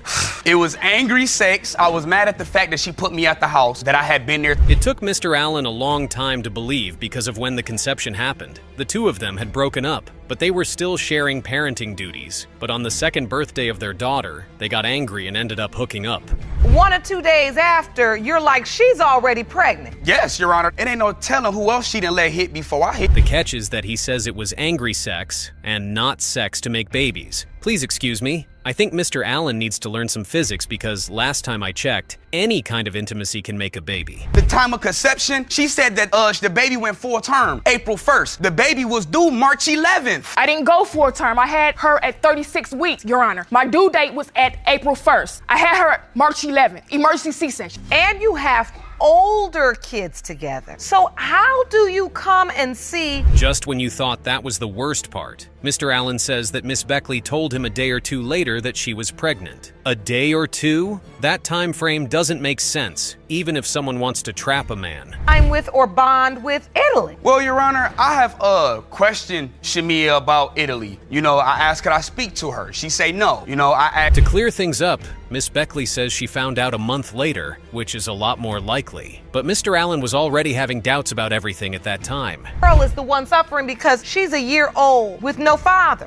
I would just like to say, as a man, I have been really struggling to make things. Things get even stranger from here. Mr. Allen says Miss Beckley turned him down twice when he asked for a DNA test. But what about Miss Beckley? That didn't happen, she says. Someone is not telling the truth. To make things even worse, Mr. Allen's fiancée walks in and says that Miss Beckley told other men they could be the father. It's now a real fight. Work hard as a man to provide for my children. Mr. Allen, you brought a witness. I'd like to hear from her. Ma'am, please stand. Before she said anything, Your Honor, she has nothing to do with it, whatever. Italy can't see Mr. Allen because he said no before, so Miss Beckley won't let him. Mr. Allen says she's meant to hurt him by keeping the baby away. His fiancée is making fun of Miss Beckley by saying she is angry that he moved on. She hits her back, telling her to be quiet since she's not even wearing a ring. Oh no, this is getting hot. But enough with the talk. Let's find out the truth. It has been determined by this court. Mr. Allen. Yes, Your Honor. You are the father. Told you. You too, stepmama. Stepmama. Stop. Mr. Hatton is said to be the father of Ms. Schwartz's 9-month-old daughter, Aylin. The catch is that Mr. Hatton says he's not the father because Ms. Schwartz is still married, and her husband is the real father. Yes, you did hear that, right? So this case starts off like a roller coaster. Is another man, and that man is the plaintiff's husband. Yes, Your Honor. Additionally, you've petitioned the court for a polygraph test on Ms. Schwartz to determine the extent of her alleged affairs. Is that correct? Yes, Your Honor. So, we will have those results in a moment, but Mr. Hatton has just asked for a polygraph test to see if Ms. Schwartz has been telling the truth about her affairs. Sir, don't forget that this whole thing is already an affair. What does he want to show? The mess is already in the open. But wait, things get stranger still. What? You in bed with your boyfriend calling your husband to cry to him about how horrible your boyfriend is? Yeah, I mean, how am I supposed to feel? Ms. Schwartz says she and Mr. Hatton already have 2 kids together, and she's so upset that he won't let her have this child. At the same time, Mr. Hatton says he can't trust her because she always goes back to her husband after a fight. We need to hear from the husband himself at this point. In the same house and not do nothing. So how soon after the 2 or 3 disappearances she did she say she's pregnant? The husband, Mr. Schwartz, confirms that he was involved with the pregnancy, even though he doesn't believe the child is his. Yes, everyone. This man took a child to the doctor and cared for them even though he wasn't sure if they were his. At the same time, Mr. Hatton could not be found. So why the sudden denial? Let us listen to what he has to say. You didn't want to see that. And there are a lot of dads that can't see all that. Because how my daddy raised me, no, there's things for a man to see in this world, and there's things that a man shouldn't see, and that's one. Also, this will make you shake your head. He says that Ms. Schwartz thought he would pull the baby out when the baby was born. You helped make the baby, so you should want to be there when she comes. Some things aren't meant for a man to see, he says, instead of stepping up. Wow. Living and raising her family with him, and him not even knowing it. Oh, no, he knew it. He knew it. So do you believe you are potentially the child's father? I believe I'm the caretaker. Financially, I support my... Ms. Schwartz now says that Mr. Hatton didn't mind at all that he wasn't on the birth certificate. He was singing a different tune before she told him to take responsibility. Which one is it, sir? But just when you think things can't get any stranger, the husband, Mr. Schwartz, tells the truth. You have concerns. Oh, I got a lot of concerns, like dating sites, her emails coming to my phone. And she had the audacity, the nerve to look at me when I asked her about it. She said, oh, that's just karma looking you in the face. Mr. Schwartz says his wife has been with more than one man. The excitement goes through the roof right away. His opinion is that there is a good chance that the child isn't even Mr. Hatton's. There is too much stress in this room. Let's listen to what Ms. Schwartz has to say about that. Ask if I'll take you back because the answer is no. And second of all, if I'm gonna go meet somebody, heck, I might as well go meet somebody in the audience and start talking to them. Well, audience? In response, Ms. Schwartz says that God is the only other possible father. Oh, so God is now signing birth certificates? It's too much. The DNA test findings are the only thing that can clear this up now. You were being deceptive. I ain't had sex with him. Come on. I ain't got no reason why. Well, as the song would say, woot, there it is. Okay, let's do this. Mr. Hatton is the father, Ms. Schwartz swears. At least Mr. Hatton says that he's not. Mr. Schwartz is just sitting here and watching the chaos happen. But let's listen to what science says. It has been determined by this court. The biological father is Mr. Hatton. She is... Mr. Kidd is said to be the father of Ms. Rawlings' son, Nathaniel. But Mr. Kidd says she's tricking him by telling him one thing, that he's the father, and then telling him something else the next. He and his mother are here now to show that he is sure Nathaniel is his kid. But after all that back and forth, is he really? Let's find out. You are her son's father. Ms. Rawlings, you say Mr. Kidd is fully aware he is not Nathaniel's father, as he himself told you he cannot have children. Here's a surprise. Miss Rawlings was seeing 2 guys at the time of conception. But wait, she also says that Mr. Kidd told her once that he couldn't have children. We now have a whole new mess to deal with. Was she trying to trick him, or was she just as lost as everyone else? Let's keep going. Pretty much going back and forth because I was staying with him and I was leaving from being with Mr. Kidd to going with him and coming back to Mr. Kidd. Did you tell him, Ms. Rawlings, that he was... The mother of Mr. Kidd joins the conversation, but she's not there to play. In order to prove her point, she shows baby pictures of Nathaniel to show how much he looks like her son. She also says that her son has a rare blood disorder that might make it harder to get pregnant, but not impossible. Which one is it? Did he really tell Miss Rawlings that he couldn't have children, or is he just denying it? Listen to more. Typically in a long-term relationship, I've never had any kind of hiccups, any thinking that they might be pregnant, any slip-ups, no. You've never gotten anyone pregnant? No, ma'am. Jenkins, when did you find out about the baby? It was approximately the mid of August of 2016. Okay, now the charges start coming out. Mr. Kidd says Miss Rawlings lied to him and made him think he was the father. At the same time, the other possible dad is sure the baby looks just like him. Things are getting even crazier. Who is telling the truth? It's Nathaniel on the right. And you really believe, as you look at those pictures, that's your grandson. Yeah. And as we take a look at the second picture, the kid is a teen and Nathaniel.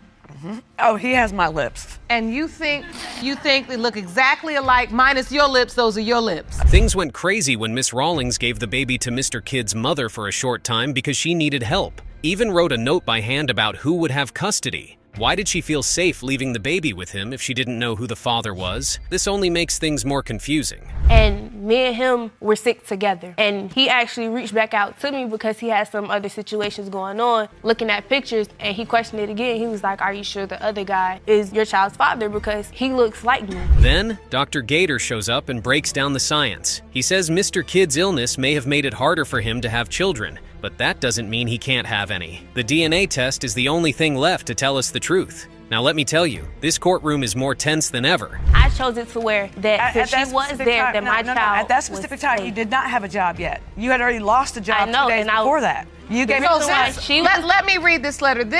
You wrote, I, Taneva Rawlings, the parent of Nathaniel. Let's talk about blood that doesn't have RH now. The mother of Mr. Kidd says it's not common and could cause problems during pregnancy. But guess what? The baby that Miss Rawlings had was fine. What is the truth here? It's either Mr. Kidd is lying or Miss Rawlings knows something we don't. Either way, things are getting tough. Physical custody of my son. Because of the fact that once I told my stepmom, I came to the decision where... After that, Mr. Kidd has questions. He says Miss Rawlings kept moving back and forth between him and the other guy, which made him puzzled. On the other hand, she says she told only one man he was the father. But wait, she also said she texted another guy about the baby. Your math is wrong, everyone. I understand that you got yourself in a situation, you were in a situation where you didn't know who your child's father was and you were trying to do... Now comes the moment we've all been waiting for. What the DNA test showed is in. There are tensed nerves everywhere. Mr. Kidd, are you the dad or not? It has been determined by this court. Mr. Kidd, you are the father.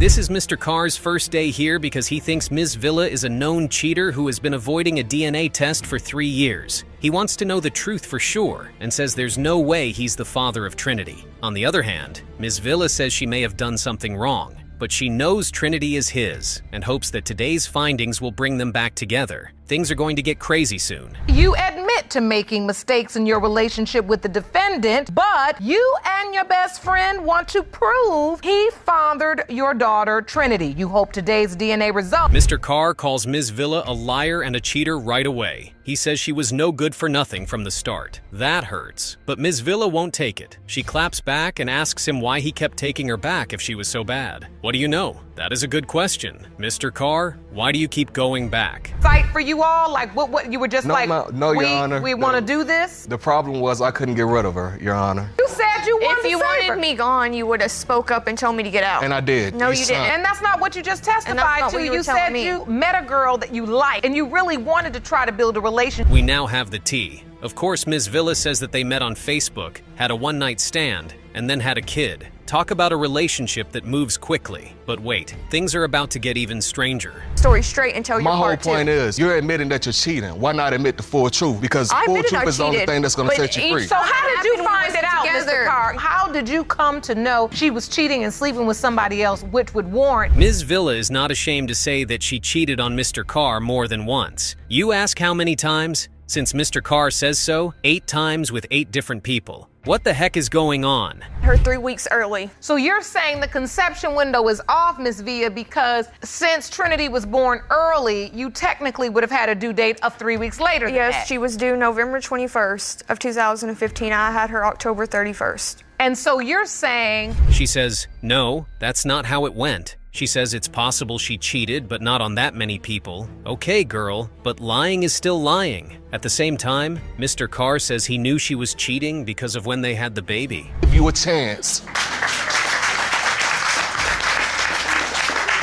it eats me up. It really does. No matter how much somebody brags, oh, you kept on taking me back. Like I said, because somebody Tony, loved nobody's you. bragging about that. On January 31st, Ms. Villa was with someone else, and on February 14th, she slept with Mr. Carretera. Then, after only 3 days, she said she was pregnant. Now, even Judge Lake needs to take a moment. 3 days after having sex, how do you know you're pregnant? Let's keep going. Be in the center. Life just doesn't work like that. And I'm not going to accept you just painting that picture of her. According to Ms. Villa, Trinity was born on February 14th while her friend was driving in the trunk of Mr. Carr's friend's car. Oh my, the crowd is going crazy. Judge Lake is going crazy. Mr. Carr, on the other hand, is not sure. He's getting stuck on time. He says that if Ms. Villa gave birth on October 31st, then the other guy is more likely to be the father. But Ms. Villa says Trinity was born before her due date, which was November. Who is telling the truth now? She is my queen. I look at her and she looks back at me and she smiles back at me. That said, I'm doing something. Now we get to the story of moving around. Mr. Carr says Ms. Villa has been moving from Florida to Alabama to Chicago to Tennessee to avoid DNA tests for 3 years. There have been so many times she's changed places that Judge Lake calls it a musical note. One thing Ms. Villa says is that she moved closer to him each time so that he could be in Trinity's life. In what do we believe? Towards me at the same time too. And as much as you love this beautiful little girl, you've been trying to get a DNA test for this little girl for a very long time. You've actually brought an exhibit with you to court that outlines this testimony. Then there was a story twist. The best friend of Ms. Villa, Ms. McDonald, confirms that Ms. Villa had a one-night stand with another guy around the time she got pregnant. It looks like Ms. Villa wants to sink into the floor, but she says she did it to get back at Mr. Carretera. Oh, girl, that doesn't help your case.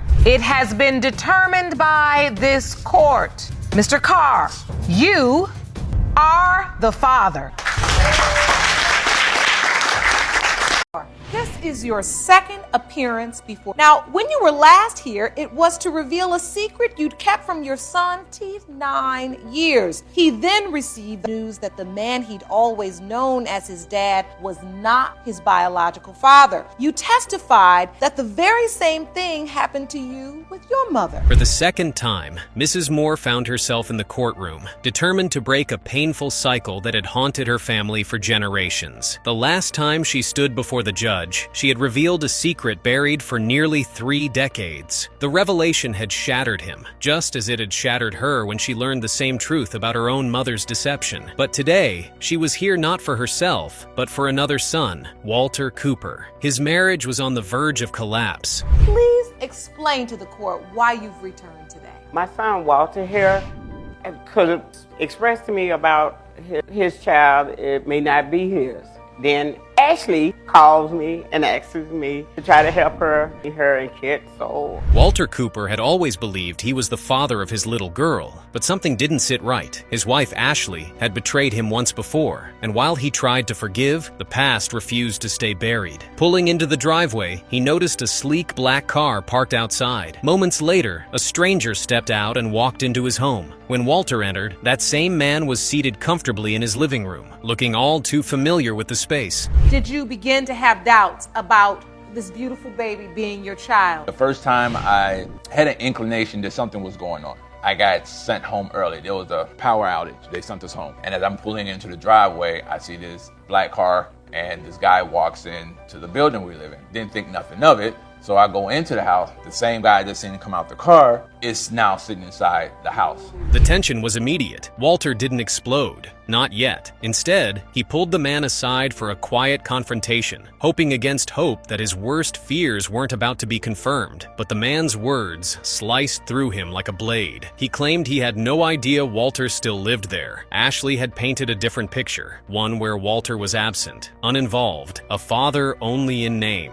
That moment shattered whatever was left of Walter's trust. Mrs. Cooper, were you cheating with this man? Was it me and Walter were on the other hand, that at that time, what I did, all the pain that he had inflicted on me all them years, We've been off and on for 9 years. Ashley didn't deny the affair. In fact, she admitted it freely. She had suffered too, she claimed. In her eyes, her betrayal was not an act of selfishness, but of revenge. She wanted him to feel the pain he had inflicted on her for years. After their confrontation, she packed her bags, withdrew their children from school, and vanished. And in the time that followed, she admitted she had been with someone else. Ashley... After this incident with the cheating, you say in your mind, okay, we've confronted it, it's out on the table, let's just try to start over. Then she wakes up one day and says what? This is not working anymore. I'm done. I'm out of here. She withdrew the kids from school, and she had made a phone call. Is this true, Miss Cooper? Yep, I left. Ashley insisted the affair had been brief, a mistake that ended before she found out she was pregnant. But Walter wasn't convinced. The man his wife had cheated with wasn't just a shadowy figure from the past. They had sat together, talked, even hung out, completely unaware that they were entangled in the same web of lies.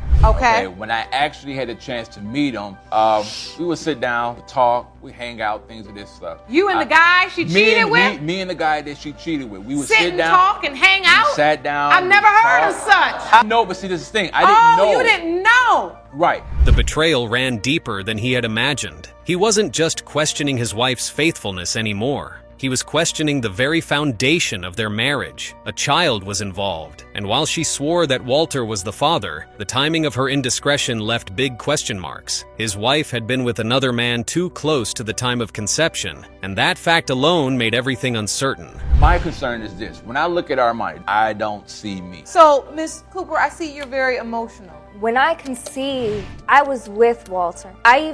We both went to the doctors and asked them for advice on conception day. Mrs. Cooper presented evidence that Walter's grandmother was white. She was adamant that the test would prove Mr. Cooper was the father. She felt that this entire ordeal had been unnecessary. From her perspective, there was no need for doubt. Yes, she had made mistakes, but she knew her child's father. To her, this test wasn't about finding the truth, it was about proving everyone else wrong. His grandmother evidence is white, which the gene passes down to his, I want to say grandfather, then his grandfather passes it down. That's true. So if you get somebody that has white in their genes and then you get me, why can't my daughter be bright skinned? And it is in fact true. Walter's mother had seen firsthand the damage that secrets and lies could cause. Ashley resented her presence, accusing her of meddling where she didn't belong. But Mrs. Moore wasn't here to take sides. She was here for the truth.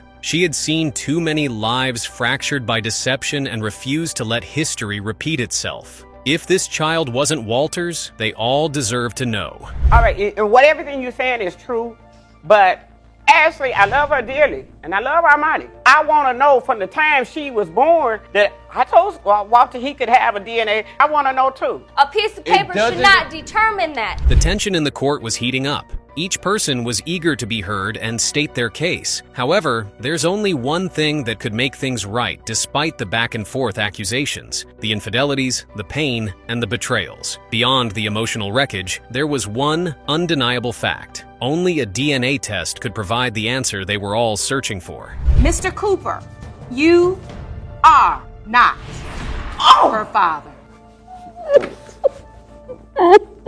You know I still love you. This is something you all gonna have to work through. Listen to me, Ashley. Hold your head up. You have children that now you have to stand up and be a real mother. You have a little girl.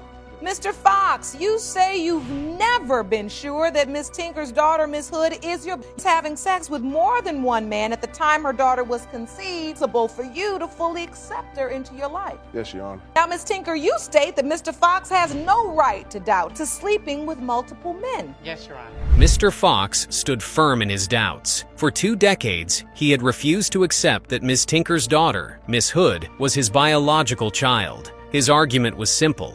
At the time of conception, Ms. Tinker had been intimate with more than one man, making it impossible for him to fully embrace the girl as his own. But Miss Hood, now a grown woman, had come to court determined to settle the matter once and for all. I just want him to be responsible for my daughter, stand up and take responsibility for her. And it took this long because he went around circles, played games, hung up on me, never gave me any real answer to why he's denying her. For 20 years? Yes, 20 years. I've been working with him. 20 years? I've been trying to get him to understand. In Ms. Tinker's eyes, there was no doubt. Mr. Fox was the father. She recalled confronting him early in the pregnancy, accompanied by her mother and grandmother, only to be met with resistance. That rejection had set the stage for 2 decades of uncertainty, pushing her to seek another man to fill the fatherly role in Miss Hood's life. Miss Tinker's claims may be good and fine, but Ralph wasn't buying it. Were you intimate with any other man during the time of conception? No, not to my knowledge that I can remember. I can remember me being 3 months later. Not that you can remember or not? Your Honor, that was just been 20 years, Your Honor. Your Honor, she had other boyfriends. She was messing around with other people too. She was smashing the homies and everybody else. One of the strongest arguments against her case was the fact that Miss Hood had been given another man's last name. For 20 long years, Ms. Tinker had insisted that Mr. Fox was the father of her daughter, Miss Hood. Yet, for just as long, he had denied it. He pointed to her past, her involvement with multiple men, as proof that she couldn't be trusted. Why do you have doubts? For once, because she named her after somebody else, you know. That might cause a doubt. Okay, well, I can explain that, Your Honor. And Your Honor, I can explain that. And Your Honor, first, we met at a party, drunk. Both of us was under the influence of alcohol. Yeah. She used to sneak outside. So why she acting like she was a my church mama was girl? trying. Yeah, I was. She snuck out. According to Ms. Tinker, societal pressure had played a role in that decision. When another man, Norman, stepped up and showed interest, she allowed him to believe the child might be his. He signed the birth certificate, and Miss Hood knew him as her father for 6 years. But when a paternity test later proved otherwise, the truth was revealed, and the girl was left without a father once again. Can you really say that you have no idea why this man could doubt that he's a father? He thought he was sterile. Then you name your daughter after the other guy. Yeah, I did. I named my daughter after And the other guy signs the birth certificate. Under the law, he's the father. Exactly. Yeah, but me and that other man took a paternity test. The courtroom was tense. Miss Hood sat quietly, watching the people who were supposed to protect her argue over her existence like she was a burden, not a daughter. She had spent her entire life caught between versions of the truth, longing for a father who had never claimed her. She had come here today prepared for the worst. If the test proved he wasn't her father, she would leave. But if it proved he was... She was 3 years old. He's seeing who she looked like. He knows she don't. He knows the other man. He knows she don't look nothing like him. I told him at that time, me and him had a paternity test for 3. And at that, he was so busy trying to get back with my homie smashing self that didn't matter to him. Only thing mattered was, I guess, what I had in my pants. Miss Hood herself was caught in the crossfire of a decades-old dispute. She had spent her childhood believing one man was her father. Now she stood before the court, exhausted by the rejection. She didn't just want answers, she wanted closure. Looking at her daughter's tears, Miss Tinker regretted her actions. She admitted she had acted selfishly and failed to consider the long-term consequences for her child. Do you believe Mr. Fox is your father? Yes, I do. You do? Why do you believe that? Because I look like my little brothers. I apologize, because I was very selfish and didn't think about the consequence, the child. I just thought about myself. I didn't want to look bad because he told me he couldn't have kids. If Mr. Fox wasn't sterile, then why does he keep denying the child? The contradictions are piling up, but Mr. Fox has an excuse. The timeline of conception wasn't clear. He claimed she had been involved with multiple men, including some of his acquaintances. Though she scoffed at the idea, his accusations painted a picture of a woman whose past was not as straightforward as she wanted the court to believe. Is it you don't instantly acknowledge that there's a strong possibility that you could be this young woman's father? Your Honor, she looked like some mother. So you're saying she didn't resemble you? Yes. And since it was your understanding that she was also sleeping with other men during that time. Yes. The argument took another turn when genetics were brought into play. Ms. Tinker was adamant that Miss Hood's features mirrored those of Mr. Fox, claiming the resemblance was undeniable. But he wasn't convinced. He had never seen enough similarities to make him feel certain. He also pointed out that if the child had truly been his, Ms. Tinker would have fought for a DNA test long ago. She ain't mine. You know, I I'm gonna move on with my life if she ain't mine, you know. And if she is? If she is, hey, I apologize and I want to be in her life and try to make things better. The courtroom was silent as the judge addressed Mr. Fox one final time. Did he understand the weight of what was about to be revealed? If the test proved he was the father, it would mean 20 years of missed moments, lost time, and a daughter who had been left searching for an identity. As the judge prepared to open the envelope, everyone braced for the final answer. Mr. Fox, you are her father. Like I said a long time ago, and now where you gonna stand up? Ashley, you say that after years of searching, you finally located the man you believe to be your biological father. You say that after finding Mr. Bullock, he embraced you as his daughter before cruelly rejecting you the same way he did when you were a child. You say you have no doubt he's your biological father and plan to prove it today. Is that correct? Yes, Your Honor. The courtroom was tense as Ms. Ashley stood across from Mr. Bullock, the man she had spent years searching for. She had been placed in foster care at the age of 2 and later adopted by a single mother who provided a good life. Yet she always felt something was missing, the absence of a father. Now she was here to prove that Mr. Bullock was indeed her biological father, despite his outright denial. At age 2, I went to foster care, and at age 6, I was adopted by a single woman. She gave me a good life.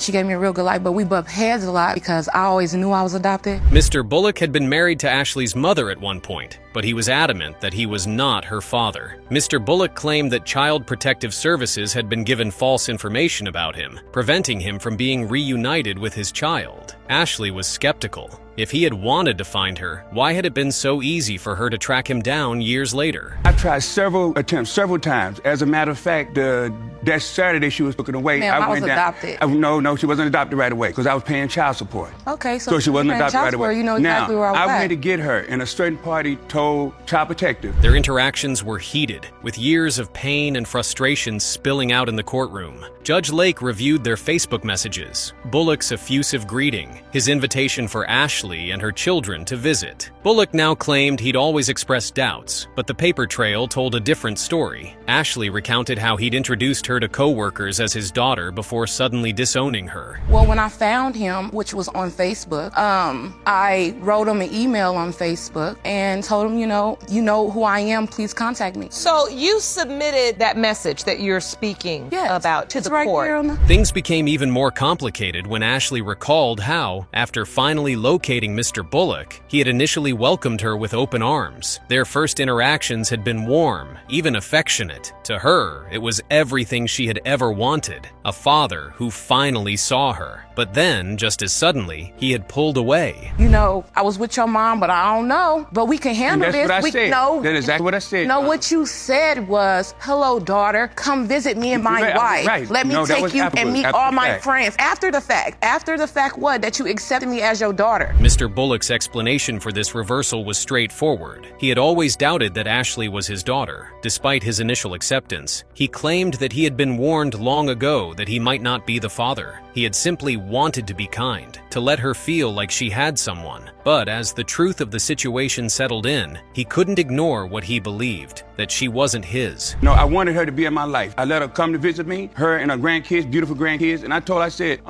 everything I say to her is a negative. She in my house and act like I'm not there, ignoring me. Are you serious? You didn't even look at me for 2 days, the first 2 days I was there. He pointed to the timeline as evidence, stating that Ashley's birth date didn't align with when he met her mother. According to him, if she had been him, she would have been born months later, not as a full-term baby, so soon after he entered the picture. Bullock unveiled a poster board timeline, but Ashley quickly fired back. So I met her mother in July now. In July. Yes, ma'am.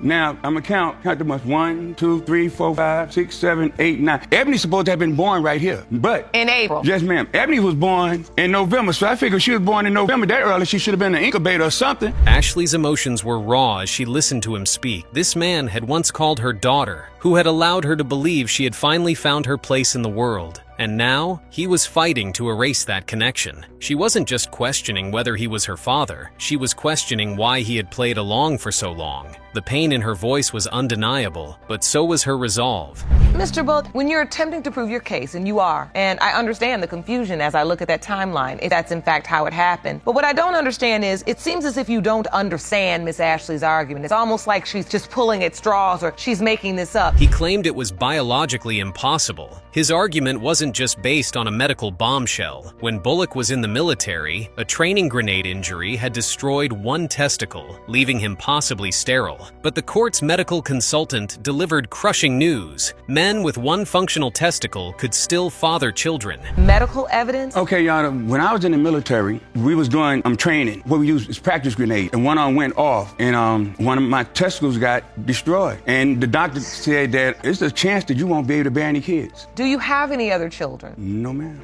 Ashley had prepared for either outcome, validation or another dead end. The air grew thick with the weight of 28 years of doubt, lies, and missed birthdays. In this suspended moment, they weren't adversaries, just two people bound by biology or tragedy, waiting for science to rewrite their history. The courtroom grew silent as Judge Lake prepared to read the DNA results. Mr. Bullock, you are not the father.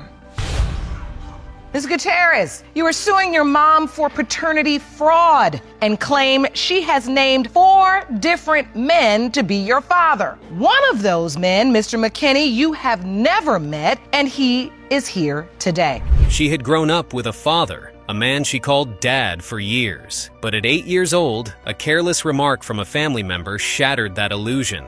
The man she thought was her father wasn't, and worse, no one, not even her mother, could say with certainty who her birth father was. Now, standing in a courtroom, Ms. Gutierrez was ready to uncover the truth once and for all. What has it been like living with this notion that you don't know which of 4 people could be your father? It's been emotional, confusing. I'm embarrassed, especially because I'm a mom myself. So it's important for everyone to know whether that person's a part of their life, where they come from. And how has this affected your relationship with your mother? It's been distant. I've been I'm kind of angry at her. Ms. Sullivan, her mother, admitted she had made mistakes in the past. She laid out the timeline for the court. There had been her ex, whom she had dated first. Then, a weekend with Mr. McKinney before he left for war. A brief but intimate visit with Mr. Bryson. Finally, Mr. Brown was the man who ultimately raised Ms. Gutierrez as his own for 5 years. It was messy, and now it was finally catching up to her. 4 possible fathers. You submitted a timeline to the court. I'd like you to explain to the court how we got to this place. I was dating my ex, who I met him at a restaurant that I worked at, and we were dating for a while. And then I found out that Mr. McKinney was going off to war, so I went to visit him where he lived at and spend the weekend with him before he went to war. Then I went back to my ex and was still dating him. For years, Ms. Gutierrez believed Mr. Brown was her father. She trusted him, loved him. But then, at 8 years old, a harsh truth came tumbling out. She confronted her mother, desperate for answers, only to receive another shock. But when Ms. Gutierrez reached out to him, he denied her outright. Worse, his wife didn't want him involved, and he made it clear he didn't want anything to do with her. When did you find out Mr. Brown was not your biological father? I was around 8 years old, and that's when the family member had said, I was there, she was watching me, and just blurted out, do I know that he's not my biological father? Ms. Sullivan had never told her daughter the whole story. Not about the other men, not about the failed paternity test, not about how one of the supposed fathers had gone so far as to send his own brother to take a DNA test in his place. But years later, another test proved what Ms. Gutierrez feared. He wasn't her father either. Once again, she was back to square one. Miss Sullivan, why didn't you tell your daughter about your ex? It was your ex. I didn't tell her about him because he pretty much rejected her, or rejected the whole possibility that he was the father from day one. I had filed for a blood test when she was just a couple months, and he did everything he could to avoid the test. That was when another name surfaced, Mr. McKinney, a man she had never met, a man who had no idea she even existed until last week. He sat in court now, staring at the daughter he might have never known about if not for this case. At first, he had dismissed the idea, but doubt began to creep in after hearing the details and seeing Ms. Gutierrez before him. Could she really be his? So when did you find out about Mr. McKinney? A few years back, she had told me another possibility, which was his name. You've never met him? No. Not until today. Not until today? Yes, ma'am. So what was your relationship, Mr. McKinney, like with her mother? Well, I met Larissa about 29 years ago, and I went to a nightclub, and I was out on the floor dancing, and I was getting my groove on, and I felt this little hand wrap around my waist, and I turned around and looked, and there was this beautiful lady. Mr. McKinney wasn't sure what to think. He had met Ms. Sullivan nearly 30 years ago at a nightclub. They danced, spent a weekend together. Then, he was shipped overseas. He had never looked back, never heard a word about a possible child. And now, suddenly, a young woman was standing before him.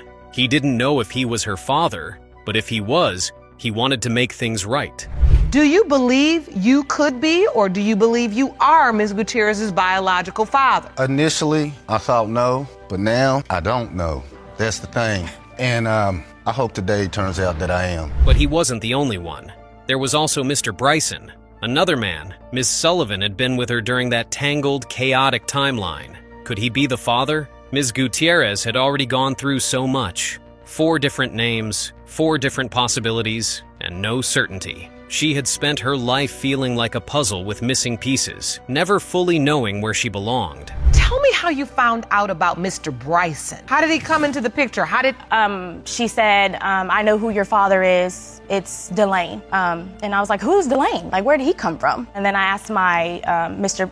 Brown, Perry, about it. And then he started telling me, you guys have the same hands. Y'all have the same skin problems. Sullivan stood stiffly, facing the judge and the consequence of a 2-week period that spawned a lifetime of confusion decades ago. Now, with 2 potential fathers present and 2 others implicated, DNA results would finally answer the question that had haunted Ms. Gutierrez since childhood. She tried to stay strong as the judge read the statement from the man she had called Dad. My love will never change for you, Parrish. I will love you unconditionally till the day that I die. Love, Dad. She had told me when I was younger, when I would ask, he could be your dad, playing with me because, I was pregnant, but who knows if the doctor was right. She had been let down so many times before. So many lies. So many dead ends. She had spent years searching for something solid, something real. But what if this test only led to another rejection? What if she were still left with no father? No real answer? The courtroom was silent, heavy with anticipation. Everyone in the room knew what was coming. The answer. The final piece of the puzzle. Mr. McKinney, you are not her father. The next result, Mr. Bryson is her father.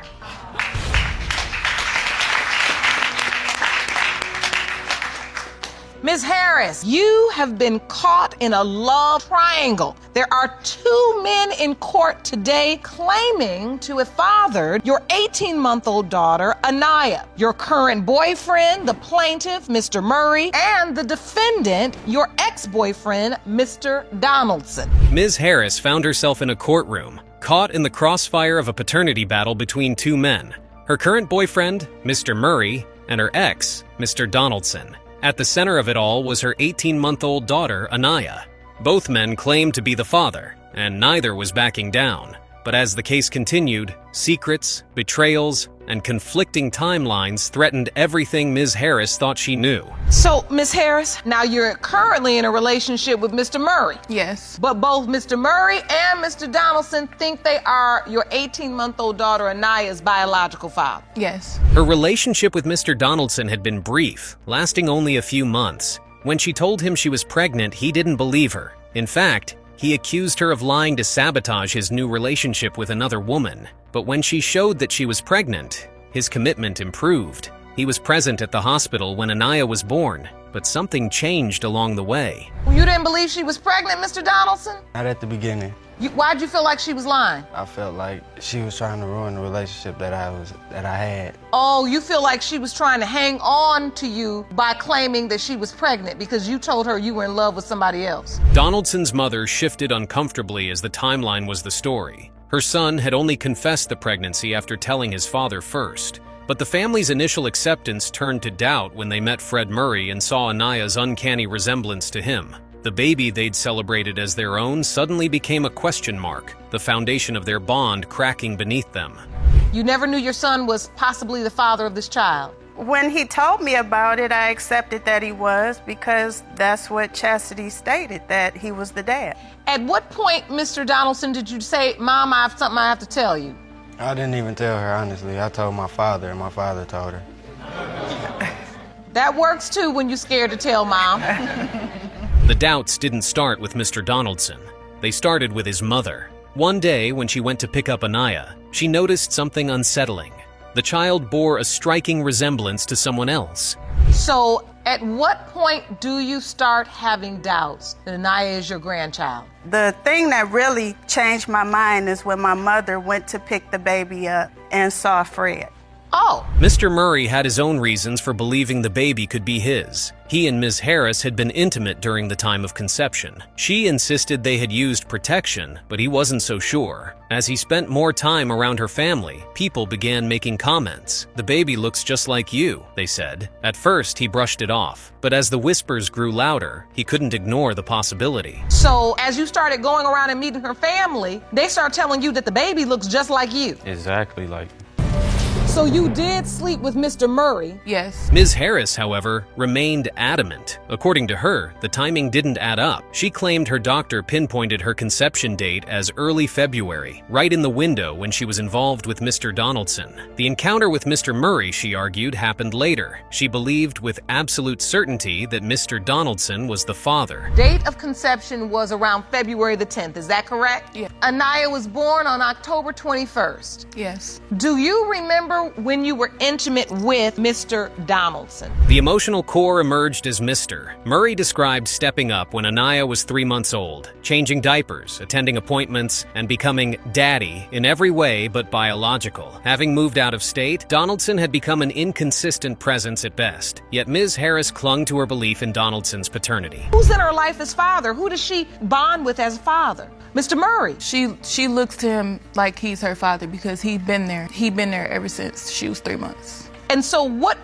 was it that made you... Donaldson struggled to articulate his feelings. He wanted to be the father, but had missed so much already. Mr. Murray's mother proudly displayed photos of Anaya at family gatherings. The bond undeniable regardless of blood. The resemblance was undeniable. Still, Ms. Harris remained firm. The two families sat divided by a toddler who might not biologically belong to either. Why are you smiling like that, Mr. Donaldson? Because that's a real, they do look alike. Like that, you can't even lie. They look alike. But also submitted to the court was a baby picture. Meanwhile, Mr. Murray was preparing himself for the worst. If the child weren't his, he would have to walk away from the idea of being a father to Anaya. But if the DNA test proved otherwise, it would upend everything. The tension in the courtroom was thick, and everyone was bracing for impact. Finally, it was time for the results. It has been determined by this court. Mr. Gerald Donaldson, you are not the father.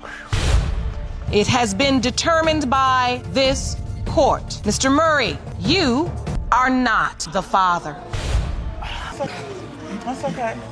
Susan Booker walked into court carrying 27 years of unanswered questions about her identity. Her entire life, she'd been told the man sitting beside her, Steve Booker, was her father, despite looking nothing like her two blonde, blue-eyed sisters. The truth had begun raising its head when she was 13, after noticing her striking resemblance to family friend Dennis Chaucy, a man her mother claimed she hadn't met until after Susan's birth. Since you were a young girl, your mother had always told you the man sitting next admits to me Mr. Booker was your father. Yes, Your Honor. Then, when you were 13 years old, Mr. Chauncey admitted he could be your biological father. The cracks in Susan's childhood story first appeared through cruel taunts from her sisters, who constantly told her she was adopted. As she grew older, the physical differences became undeniable. While her sisters shared Steve's fair features, Susan bore the dark hair and facial structure of Dennis Chauncey. Her mother's explanations about nature versus nurture didn't make sense as the similarities became impossible to ignore. I first started noticing at a very young age. I have two older sisters, and they're both very skinny with blonde hair and blue eyes. I look absolutely nothing like them. Susan's voice shook as she described confronting both men at age 13. First, Dennis admitted there was a possibility he could be her father, despite her mother's assurances otherwise. Then Steve dropped the bombshell that he and Dennis had known each other before Susan's birth, contradicting her mother's claim they'd only met afterward. Steve's hotel dinner story felt like a transparent lie to the teenager. And I said, Dad, look at me in my eyes and tell me that there's no absolute chance. And he said there might be a small one, but she has reassured him. And I said, how is there a chance if you guys have never met before I was born? And he said, we did meet. The family's tangled history spilled out in court. Susan's mother had been in an open marriage with Steve when she became pregnant, simultaneously involved with Dennis through a swingers club arrangement meant to save the marriage. What began as Steve's attempt to spice up their relationship backfired spectacularly when his wife found her soulmate in Dennis, leaving Susan's paternity in question. Your Honor, I didn't realize we were having challenges in our relationship. I mean, to me, everything was fine. How could you not realize we were having challenges in our relationship? You cheated on me. I didn't cheat on you. Yes, you did. The emotional toll became clear as Susan recounted years of begging her mother for honesty. Every time she asked point blank about her paternity, she received evasive answers or outright lies. What hurt most wasn't the potential that Steve wasn't her biological father, but that the people she trusted most had conspired to keep the truth from her for nearly 3 decades. Upset with her, of course, because you believe she lied and said she never slept with Mr. Chauncey until after you were born. Yes, Your But what other evidence that you have that would suggest that she's lying about? Susan's mother offered tearful justifications. She'd feared Dennis would leave if she told him about the pregnancy and didn't want Susan to feel out of place in their blended family. But her shifting stories undermined her credibility, first claiming she'd never met Dennis before Susan's birth, then admitting to a platonic dinner, before finally acknowledging their sexual relationship. What was your reason for not being honest with her? In what way, Your Honor? I don't understand the question. In a major way. Not telling her that there's a possibility that someone else could be her biological father.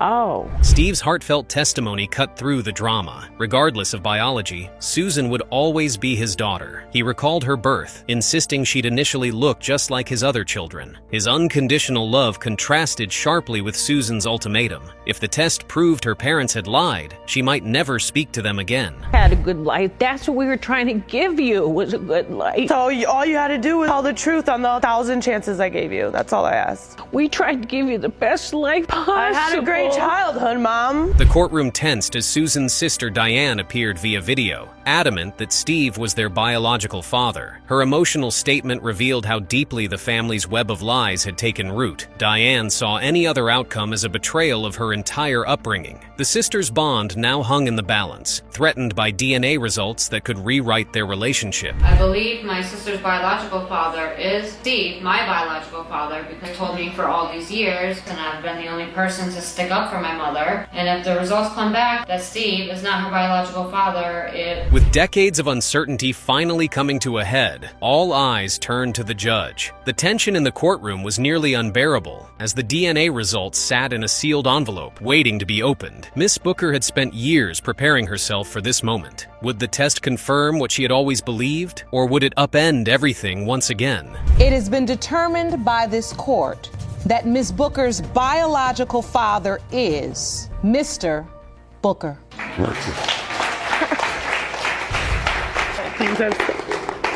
I'm sorry. Shrek, his throughout the whole sister. time I talked to this young lady, she had more than one cell phone. Your Honor, every single day.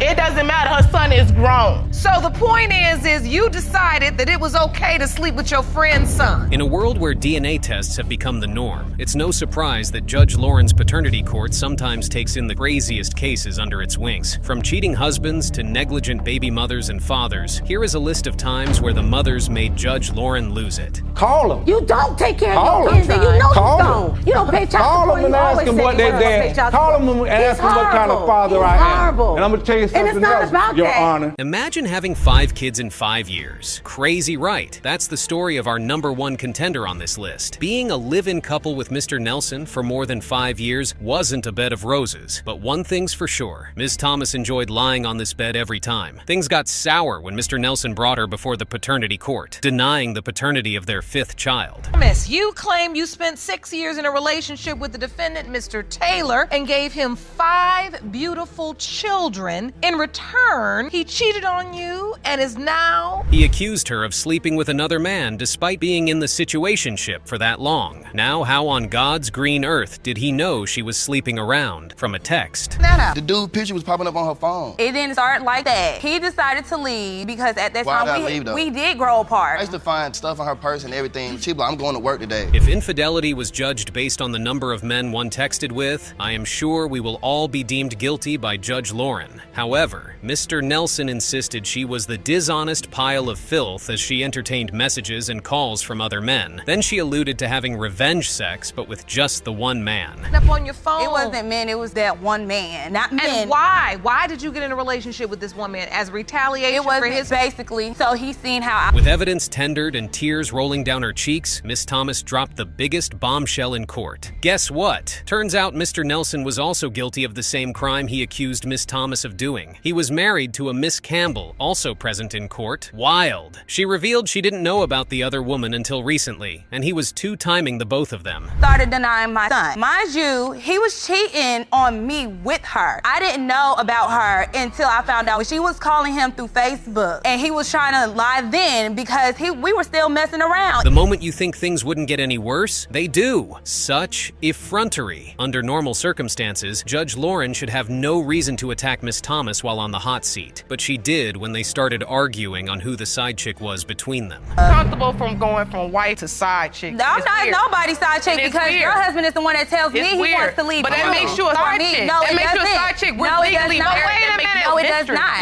Listen, No, it does not. listen. This infuriated her as she made it clear to both parties that they had been fooled by the man they thought was theirs. She emphasized that none was higher than the other on the scale of preferences. He'd made them miserable, and they were now on a roller coaster of emotional battles. This infuriated the judge, and she set them straight. And get some order. Both of you all confused. He's sleeping with both of y'all, okay? So, look, let's clear the air. Neither one of you are on a... Miss Thomas had 5 kids. 5 kids for an uncaring man in a timeline of 5 years. How ridiculous that sounded to her ears. After a long history of back and forth between both parties, Judge Lauren went berserk on them as she asserted her judicial powers, claiming no man should ever come in between 2 women. You got 4 kids. No, you really do. Because no. Because I see too much women in your position. And you say, if he just leave me alone. When Miss Thomas tried to downplay her happiness, letting everyone know she was glad she didn't get married to the cheating man, the judge cleared her, stating that she was still in it, the only difference being the other woman got a piece of paper. I turned that down because I'm glad I didn't marry him because I would be going through the same thing right now. I'll be married to him getting cheated on too. You still in it. She just got a piece of paper. You need to be honest. You're all in this. With this case, Judge Lauren certainly swam in a pool of anger. Then came the moment of truth. Was this a number 5 out of 5 for Mr. Nelson? Let's find out. It has been determined by this court. Mr. Nelson, you are the father. There was drama in court when a woman, Miss Robinson, claimed her friend, Ms. Jackson, went behind her back and slept with her son. Now they have a 3-month-old baby whose paternity is in dispute. Miss Robinson told the court that she felt betrayed that her former friend would seduce her only son to the extent of getting pregnant for him. Rome, good day, everyone. Ms. Robinson, you've opened this case for your son because you're furious with your former friend, the defendant. The son, Mr. Chaplin, supported his mother's claim and also denied the paternity of the child, as the alleged friend was also sleeping with different men at the time. Yes, Your Honor. You stand here with your mother, positive that you are not the father. I'm absolutely sure I'm not the father, 100% Explain. positive, because during the time that I knew her, we never... The friend, Miss Jackson, intercepted him as she revealed she had sex with him numerous times every day, and the only person that would get him thinking the baby wasn't his was the mother. This was met with extreme bickering requiring Judge Lauren's immediate intervention. Your Honor, can I intercept? Yes, Miss Jackson. Me and Dominique was having sex numerous of times every day. Okay, so therefore, for him to say that I was sleeping with somebody else, he's lying. Cousin It over there, which is his mother. The conversation continued between both parties, but soon enough, they managed to tick Judge Lauren off again, who was already in a sour mood because of the case. How does that put us in a First relationship? of all, you picked me up for the daggone doctor's office. How does that put us in a relationship,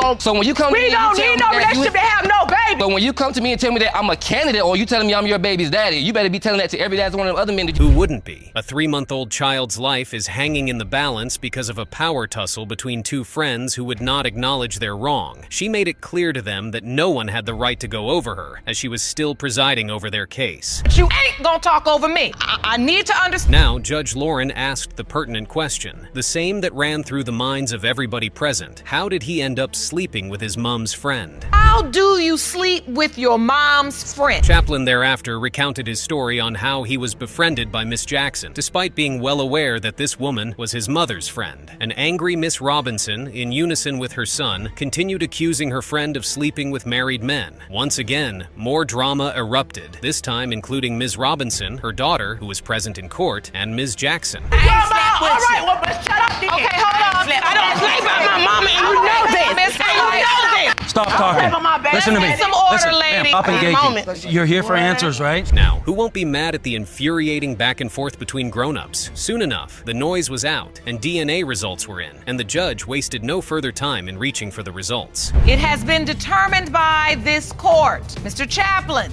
you are the father. Oh, thank you. Thank you. Next on this list is the case of Miller v. Rasmussen. Miss Miller sued Mr. Rasmussen over the paternity of their 3-year-old child, Zaylee. The defendant, Mr. Rasmussen, on the other hand, claimed that she was only denying his paternity because she hated him. A shocking revelation. The real reason Miss Miller is denying your Zaylee's father is because she hates you. Yes, Your Honor. You say. On further probing, it was revealed that Mr. Rasmussen actually cheated on her at some point in their relationship. Holy moly, that's some surprising turn of events, because from the look of things, Mr. Rasmussen didn't look like one who could cheat. When things got rocky, I'll admit it, I did go to another woman. I'll be the first to admit that. You know, it was my mistake. Is that true, Miss Miller? No. It's not? No. Tell it's me not what at all. you believe to be true in this situation. Yes, I was very mad at him for... He was a devoted father who drove 160 miles just to see his child. On further probing, it was discovered that both had issues during the brief time spent together. Driving 160 miles away every other weekend, the money he would get in his taxes, he's spending in gas. While Mother Tiffany Miller went on to sleep with other men, Mr. Rasmussen also had his fair share of women, but that didn't stop him from dispensing his duties as a dutiful father to baby Zaylee. Shocking, right? Especially in a world where most men choose to abscond their responsibilities. I'm paying my child support. I have my child support payments right here, plus an additional $3 fee, plus an additional $60 annual fee just to pay my child support. You pay $50 a week. Just under $50 a week. Judge Lauren was further angered, and understandably. So when it was discovered that Miss Tiffany didn't let her ex-boyfriend know the child wasn't his until 6 months after the child was born. What about just telling him?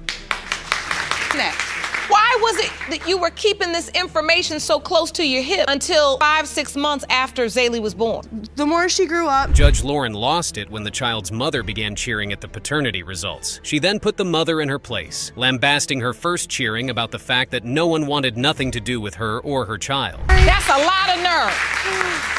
The crowd went silent as Judge Lauren poured out her anger on the woman who felt she had a right to do anything she liked with her child. The irritance on Judge Lauren's face was visible to the blind, and Miss Tiffany's constant nonchalance and disregard for Mr. Rasmussen's feelings continued to irk the already angry judge. I sit here day after day after day with women hoping a man would drive 16 miles to see their baby, much less 160 miles each way, and abide by a court order, sign a birth certificate. So what could this result have been? It has been determined by this court. Mr. Rasmussen, you are not the father. Miss Miller. I'm sorry. Miss Miller. I'm sorry. This next contender on the list is chaotic and somewhat funny. Clearly, Judge Lauren was having none of their shenanigans, as she quickly told the defendants not to interrupt her while she's talking. This was a case between Bosley v. Jackson. It was brought forward by Bosley's mother, who petitioned the court for a DNA test, explicitly stating that her son was not the biological father of 3-month-old Maverick Bosley. She also accused the defendant, Miss Jackson, of sleeping with 2 other men who could now be the possible fathers of baby Maverick, and her son made a young and dumb mistake. Hello, Your Honor. Hello. This is a case of Bosley versus Jackson. Thank you, Jerome. Good day, everyone. Ms. Bosley, you and your son have petitioned the court for a DNA test because you are certain. Miss Jackson, on the other hand, admitted to sleeping with 2 other men, but she was more than certain that Mr. Bosley was the father of her 3-month-old son. You admit to cheating with another man, but claim to be certain that Mr. Bosley is Maverick's biological father. Is that correct? Everything got messy as Miss Jackson started to unfold the birth of the whole relationship and admitted to cheating on Mr. Bosley. She stated that they were co-workers at first and from then became close with each other. In the beginning, we were working together, and he was starting off like, "Oh, I love you. Do you believe in first love at first sight?" And then the next day, well... According to her, things began to move too fast as they immediately started having sexual relationships the moment they met. In her words, Mr. Bosley began professing his undying love towards her, talking about kids. The next day talking, and then we had sex. And then he was talking about, the kids and all of that. And then I asked for a break because we were moving too fast. All right. This baffled Judge Lauren as she dismissed it as something any man would say just to get in a woman's underwear. Me and you almost immediately start a sexual relationship. Correct. And start talking about having babies? Correct. At first I didn't believe it because I heard it once before. So yeah, because you know that's what men will say just to get you to lay down with The mother who instituted this action against Miss Jackson revealed that she found out about the woman's pregnancy at 4 months old, and she instantly told her son that he wasn't the father, as he hadn't been with her long enough to father a child. It's a cheating thing. I found out she was pregnant at maybe about 4 months, maybe. And I told my son immediately, that's not your baby. Like, you've been with her not even long enough. I agree with Judge Nelson on this one. This is actually a mess, and under no circumstances should they be allowed to parent a child. You could see the disappointment in Judge Lauren's face when she discovered that the potential fathers the plaintiff was talking about were actually Ms. Jackson's co-workers, who also shared the same space with Mr. Bosley. Showing me with, those was the guys that we worked together with. Oh, so all of you all co-workers? Yes, we all was co-workers. Ms. Jackson's response was rather unconventional. In her words, she only cheated once, and what transpired with the other man was just oral sex. Interesting, no? I only cheated on him once, and that's with the person that was at work. But I did have sex with one other person that was there at the job, and that was the person that came. In her funny nature, and unsurprisingly, the judge noted, this is a mess, as there is no woman who should be sleeping with 3 men on her job. This is a mess. This is a mess. Yeah. How many people you gonna sleep with at the same job? When are you working? That's why I'm here. She stressed that under no circumstance should young people be using sex as if it were some extracurricular activity. Hilarious, right? But perhaps true. No young woman out here sleeping with 3 men at her job. And that's why I'm like, what's going on here? The second potential father popped up on the scene, and just like Mr. Bosley, he also denied the paternity of baby Maverick, which set Judge Lauren off again. I want to ask you, what's your relationship with Ms. Jackson? We met through a friend, and we started talking through social media. All right, so was Ms. Jackson interested in a sexual relationship with you? I'm sure she was wondering how one woman could be so careless as to who the father of her child is and care less about it. From Miss Jackson's demeanor in court, except when reminded of her traumatic upbringing without a father, one could tell she was not a tad bit remorseful about the whole thing. After having enough of their jibby-jabber, Judge Lauren also made some snarky comments about the 2 lovers situation. She barely allowed them to talk when asked why Mr. Bosley agreed to sign the baby's birth certificate. Yes, I did. Why did you sign it? Same way he was sitting out there looking out the window while she was sitting in the car with another man moved in. Like he was and mine. the same reason why he looked at them. Then came the moment of truth. Both potential fathers had initially denied paternity. So whose child was it? It has been determined by this court. The biological father is Bosley. That is awesome. This next case is outright bananas. What would you do as a man if you found out your wife cheated on you while you were away from home? To make it worse, she cheated with 10 men over the course of your relationship. That's crazy. Thank you, Jerome. Good day, everyone. Ms. Hewlett, you admit that you slept with another man on the very same day you believe you... Miss Hewlett argued that her baby daddy, Mr. Crisp, was the biological father of her child, despite admitting to the fact she cheated on Mr. Crisp while in a relationship with him. Have with Mr. Crisp. Yes, Your Honor. Now, Mr. Crisp, you... Mr. Crisp, on the other hand, was of the undisputed opinion that he wasn't the biological father of their son, 2-year-old Bentley, as he claimed that Ms. Hewlett cheated on him at least 10 different times during their relationship. Claim Hewlett cheated on you at least 10 different times during your relationship. Yes, Your Honor. You confess... Again, bananas. How do you intentionally hurt the person you claim to love? He further argued that not believing he was Bentley's father has caused him tremendous pain and has damaged his relationship with Miss Hewlett beyond repairs. Admit that not believing you are Bentley's biological father has caused you tremendous pain and it has damaged your relationship with... First of all, Miss Hewlett's justification for cheating on her partner annoyed Judge Lauren, like it would anyone frankly. She claimed that when she was pregnant with her son, the defendant was nowhere to be found as he left her alone at home constantly. She had no one to turn to and no one by her side. He was partying, I was left alone at home. He was never there. And this forced you to cheat. Yes. She further defended herself, revealing to the court that she confessed cheating on Mr. Crisp to him 3 hours later. Sounds ridiculous. What I thought too, but hey, at least she was man enough to come out with the truth. I mean, at least I tell the truth that I told him as soon as I cheated on him. I told him 3 hours later. I told him 3 hours later he still don't give you no right to cheat on me. So wait. The constant back and forth between Miss Hewlett and Mr. Crisp added salt to injury as she revealed she was tending to 2 kids while being pregnant with one, which gave her an avenue to cheat with as many men as possible, including his friends. They sat beside me on a bench and told me that I was pretty and give me a number. And he, he'll calm down and he'll be there and then all of a sudden he's not there anymore. So I'm like, okay, well, I'm going to keep this number. Don't give you no right to cheat on me, though. And he'd go to his friends all the time and he'd be gone 3-4 days. I had 2 kids at this time, pregnant with one on the way. Another bombshell. Ms. Hewlett thought he may yet have a child with another woman. At this point, I bet Judge Lauren had made everything that made her ears bleed. You know, not only that, you understand? He may have a child by another woman that's not even here. Well, I still owe you 10 more.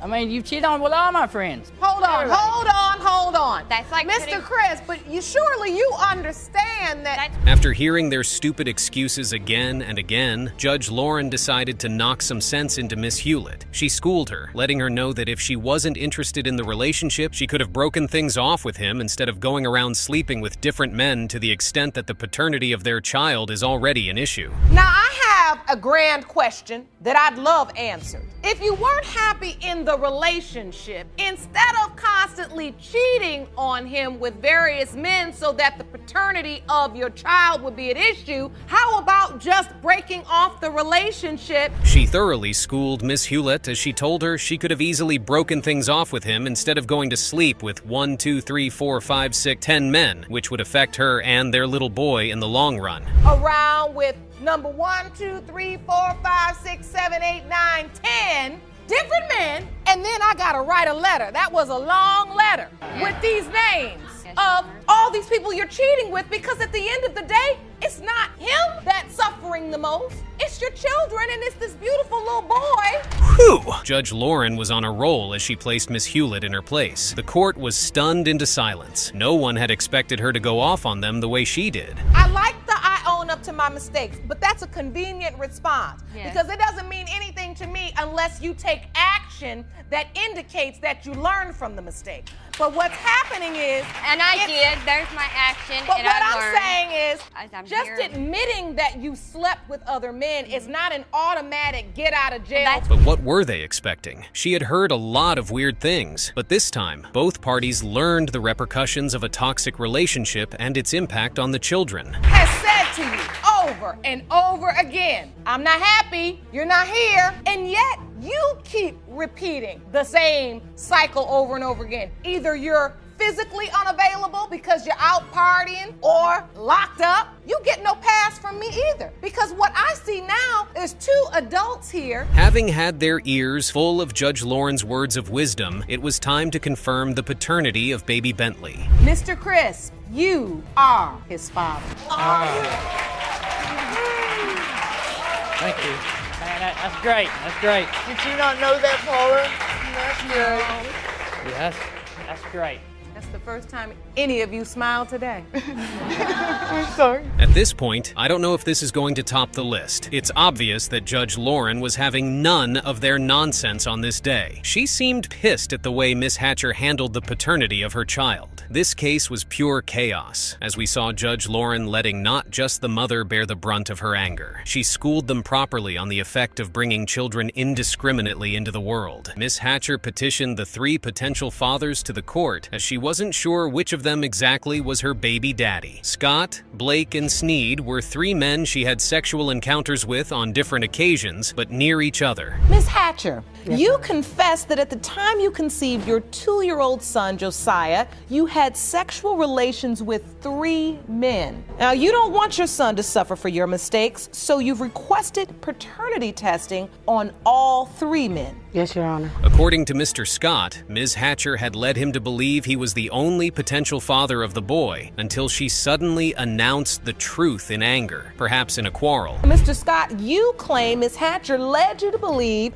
you were the only potential father of this child until she told you in anger that she needed a DNA test. Yes, Your Honor, that is true. Mr. Blake, on the other hand, denied the paternity of Josiah, which broke the hearts of many that were present in the hall. Mr. Blake, you claim there's no way you're the child's father, and you're going to prove that today. Yes, ma'am. Last but not least, Mr. Sneed wasn't even aware of the possibility of him becoming a father until Josiah was already 2 years old. Right, the third possible father, Mr. Sneed, says he wasn't even aware of the possibility until Miss Hatcher's son was almost 2 years old. When asked by the delectable judge how she got herself entangled in such a mess, we find that it actually just happened. As shocking as this sounds, it's not new to find cases like this in Judge Lauren's paternity court. What's more shocking is the recurrent cases of women having multiple baby daddies without knowing who exactly the baby belonged to. Miss Hatcher claimed she was in a 5-month fling with Mr. Scott while also having a one-night stand with both Mr. Blake and Sneed. Funny, at the same time, it feels like a scene from a movie. Explain to the court how you got yourself in this situation. Yes, Your Honor. At the time, I had sex with 3 different men around the same time my son conceived. I did have a 5.5-month fling with Mr. Scott, and I also had... No, Your Honor, that is not true. It was just sex, period. That's what a fling is! Not to me, not to me. She even produced calendar evidence to support her claim. Even Judge Lauren could not fathom her ears. We see here on the calendar, the yellow represents you, Mr. Scott. For Mr. Blake, that's represented in the blue. We're looking at the window of conception. Okay. Mr. Sneed is in green. And then outlined in red, as you can see. Mr. Scott then talked down on the plaintiff. However, Judge Lauren reprimanded him, letting him know that it wasn't his time to talk. No, he did not. How much did he pay? Excuse me, Mr. Scott? You're gonna be respectful in this courtroom. Your Honor. She spoke to Miss Hatcher as she sounded disappointed that she would sleep with someone who had no regard for her and talks down on her every time. 5.5-month fling with a gentleman that can look across the aisle at you and ask you, how much does someone pay for your sexual services? That's the reason why I wasn't with him, Your Honor. That's the reason why after the 5.5 months, I seen 5.5 months is too long. Well, you know. Mr. Scott's doubt was also put into question. He explained that he wasn't sure if the baby was his, since the plaintiff was the second woman telling him he's the father of her child. Okay, I'm doubtful because she said out of her own mouth, DNA test. I didn't know nothing about her situation. When she came and told me she was pregnant, I believed her. Okay. Because she's a woman who knows her body, who's supposed to know her body, who knows what she does. So when the baby was born, were you in the hospital? Yes, ma'am. On second thought, Mr. Blake also couldn't put that possibility away because he actually slept with her. Miss Hatcher, on the 26th of December, that's the day after Christmas, you should remember that. We got a hotel room that night. Possibility it could be mine. If it's mine, I don't have a problem with taking care of mine. Was it protected sex on that day? We had a little alcohol, but I think so, Your Honor.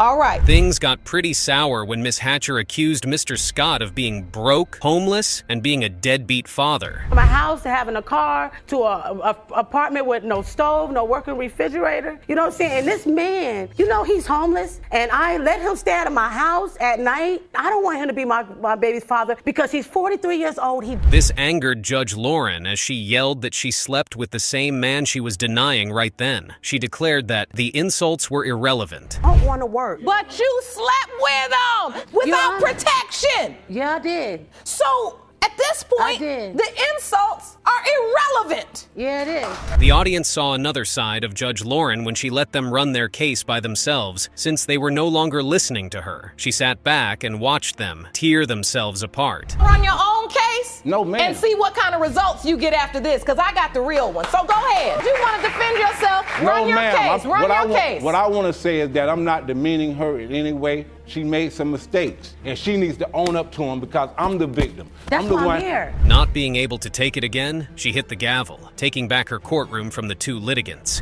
Be honest with me.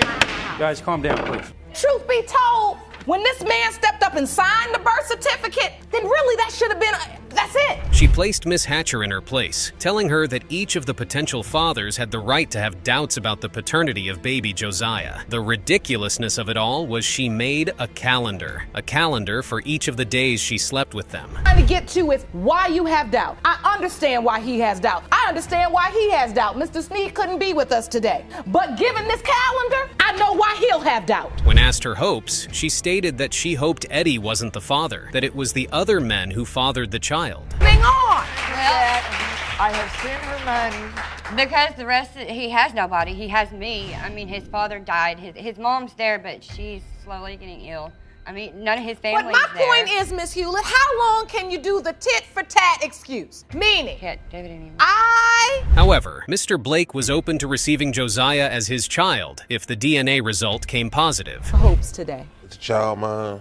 I'll take care of mine. But if it's not, I'm sorry. Have you met Josiah? Never. Never, ever. I don't live in the same town as them. I've moved. Let me ask you this. If he is, in fact, your biological child, would you like the opportunity to meet him today? Sure. This was the same with Mr. Scott. Father is, whether it is me, him, or him. I want to know, because if he's mine, I want to be with him. I got 3 kids. I would give my last for mine. I would give my last for my kids. And if that boy is mine, he gonna know he got love.